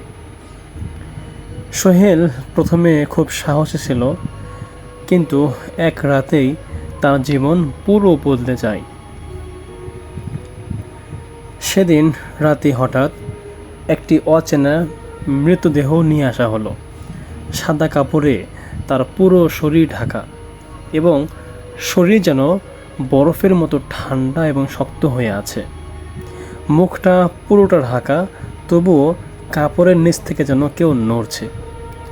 ডোম পাশে ফিসফিস করে বলল, আজ রাতে দেরি করে থাকবি না, কেননা এই লাশটা সাধারণ লাশ নয়। আমার লাশ সম্পর্কে অনেক ধারণা আছে, তাই আমি বলছি লাশটা যত দ্রুত সম্ভব পুড়িয়ে ফেলে আমরা এখান থেকে বিদায় নিব। তো এমন কথা শোনার পরেও সোহেল ভয় পেলেও কিছু বলেনি। যখন সেই লাশটিকে পোড়ানোর জন্য চিতার আগুন জ্বালানো হলো, ডোম কিছুক্ষণ পর চলে গেল, কিন্তু সোহেলকে বলল, আগুন নেভা পর্যন্ত দেখিস এবং আগুন না নেভা অবধি কোথাও যাবি না, ঠিক আছে? সোহেল মাথা নাড়িয়ে মতামত দিয়ে তাকে বিদায় জানালো। এখন সোহেল একা, এবং শ্মশান ঘাটটাও পরিপূর্ণভাবে ফাঁকা। চাঁদ নেই, চারদিকে অন্ধকার আর নিস্তব্ধতা যেন ঘিরে আসছে। যখন আগুন ধীরে ধীরে দেহটাকে ঘিরে ধরছিল, হঠাৎ সোহেল দেখল যে লাশটার দেহের ঠোঁট নড়ছে। মনে হচ্ছিল যেন লাশটা ধীরে ধীরে হাসছে। সোহেল বিস্ময়ে চোখ বড় করে তাকিয়ে রইল, এবং এটা কি আগুনের আলো নাকি সত্যি, যা জ্বলন্ত আগুনের মধ্যেও দেহের ঠোঁটের নিচ থেকে একটা ফাটল শব্দ আসলো, যেমন হা হা হা এ টাইপের। সোহেল পিছিয়ে গেল, আগুন আরও জ্বলে উঠল। দেহটা এবার মাথা সামান্য কাত করল, যেন কেউ পাশে তাকায়। সোহেল ভয় পেয়ে দৌড় দিতে লাগলো। ঠিক তখনই দেহের মাথা পুরোটা উঁচু হয়ে দাঁড়িয়ে গেল, আর তার কালো চকচকে চোখ সোজা সোহেলের দিকে তাকালো। জ্বলন্ত মানুষটা দৌড়ানো শুরু। সোহেল যেন বিশ্বাসই করতে পারছে না যে মৃতদেহটা আগুনে জ্বলতে জ্বলতে দাঁড়িয়ে পড়ল। তার কাপড় জ্বলছে, চুল জ্বলছে, ত্বক জ্বলে জ্বলে গলে পড়ছে, কিন্তু তাও সে ঠোঁট দিয়ে হাসছে। ধীরে ধীরে শ্মশানের মাটিতে আগুনের চিহ্ন রেখে রেখে তার গলা থেকে শুকনো ভয়ঙ্কর শব্দ, ফেরত দে, ফেরত দে। সোহেল কেঁপে উঠল ভয়ে। চিতার ভেতর থেকে আবার শব্দ, ফেরত দে আমার ফুসফুস, ফেরত দে। সোহেলের কপালে ঘাম জমে গেল। সে তো জানেও না এ আসলে কি চাইছে এবং কি বলছে। দেহটা এবার দৌড়ানো শুরু করলো। আগুনে জ্বলা কালো দেহ তার হাত দুটো সামনে বাড়িয়ে সোহেলের দিকে দৌড় দিতে লাগলো। এবং এমন দৃশ্য দেখার পরে সোহেলও চিৎকার করে দৌড়তে শুরু করলো। কিন্তু যে দেহে আগুন জ্বলছে সে দেহের পায়ের শব্দ একদমই শোনা যায় না। তাই সোহেল বুঝতেই পারছে না দেহটা ঠিক কখন তার পিছনে চলে আসছে। একসময় বুঝলো চন্দন কাঠের গন্ধের সাথে মিশে আছে জ্বলা মানুষের ত্বকের গন্ধ। সোহেল ভয়ে পিছনে ফিরতে দেখলো দেহটা ঠিক তার ঘাড়ের পেছনে। মাথাটা একেবারে তার কানের কাছে এসে বলছে, যারা আমার অবশিষ্ট নেই তারা বাঁচে না। সোহেল কোনোভাবে দৌড়ে পালিয়ে তার বাসায় ঢুকে পড়ল। দরজা বন্ধ করলো, কিন্তু কয়েক সেকেন্ড পরেই দরজায় কে জানি কড়া নাড়ল এবং দেখলো দরজায় কোনো একজন লোকের আঘাত। সোহেল তার মা বাবাকে ডাকলো, কিন্তু তার বাবা মা কোনোভাবেই কিছুতেই দরজা খুললে কিছুই দেখলো না। দরজার বাইরে মাটিতে শুধু একটা জিনিস, একটা পুরোপুরি জ্বালা কালো পুড়ে যাওয়া কানের লতি, তার পাশেই ছাই দিয়ে লেখা লাইন, আমি এখনও পুরোপুরি পুরিনি, যে আমাকে দেখছে সে শেষ হবে না। পরের দিন ডোম সোহেলকে ডেকে নিল। চুপচাপ দাঁড়িয়ে থেকে বলল, যে লাশটা এনেছিলে তার ফুসফুস আগুনের আগে নিয়ে গেছে কেউ? অসম্পূর্ণ দেহ, অসম্পূর্ণ আত্মা। ডোম গভীর গলায় বলল, ও তোর পিছনে লাগছে সোহেল, কারণ তুই ছিলি সেই রাতের শেষ দর্শক। সোহেল ভয়ে কাঁপতে কাঁপতে জিজ্ঞাসা করল, আমি এখন কি করব? ডোম শুধু বলল, তুই রাতে ঘুমাবি না, আর যদি তোর দরজায় ঠক ঠক শুনিস তবে জানবি সে এসে গেছে। তো এই ঘটনার তৃতীয় রাত্রে রাত ৩টার সময় চারদিকে অন্ধকার, বাড়ির সবাই ঘুমিয়েছে। সোহেল দরজার দিকে তাকিয়ে আছে। হঠাৎ তার দরজায় কে যেন নক করলো ঠক ঠক করে। এবার গত দিনের চেয়েও জোরে জোরে শব্দ হলো। সোহেলের নিঃশ্বাস ভয়ে বন্ধ হয়ে গেল। দরজা নিচের ফাঁক দিয়ে জলা চামড়া গন্ধ আসতে লাগলো। আর মেঝেতে ছায়া দেখা গেল একটা জ্বলন্ত মাথা, তার মুখ নেই, চোখ নেই, শুধু আগুনের আলোতে দেখা যায় গলে যাওয়া দাঁত। আর ধীরে ধীরে বলল, আমি এসে গেছি। এরপর থেকে সোহেল এখন কোথায় আছে তা কেউ জানে না, কিন্তু ওই রাতের পর আর বাড়ির দরজার সকলের দিকে সবসময় পুড়ে যাওয়ার আঙ্গুলের ছাপ পাওয়া যেত। আজকের মতো এতটুকুই ছিল। যারা অনেক ধৈর্য নিয়ে এতটুকু পর্যন্ত গল্পটা শুনেছেন, আপনারা অবশ্যই আপনাদের মূল্যবান মতামত কমেন্টে জানিয়ে দেবেন এবং অবশ্যই আপনারা লাইক কমেন্ট সাবস্ক্রাইব সব কিছু করবেন। আপনাদের লাইক কমেন্ট সাবস্ক্রাইব এগুলো দেখলে আমাদেরকে হাজারবার গল্প বলার অনুপ্রেরণা যোগায়। আমি চাই আপনারা অবশ্যই এই ভিডিওর কমেন্টে আপনাদের মূল্যবান মন্তব্য জানিয়ে দেবেন। ধন্যবাদ সবাইকে, ধন্যবাদ অডিয়েন্সদেরকে। দেখা হচ্ছে আগামী কোনো একটা এপিসোডে। ততক্ষণ পর্যন্ত সবাই ভালো থাকবেন, সুখে থাকবেন ইনশাল্লাহ। আসসালামু আলাইকুম রহমতুল্লাহ।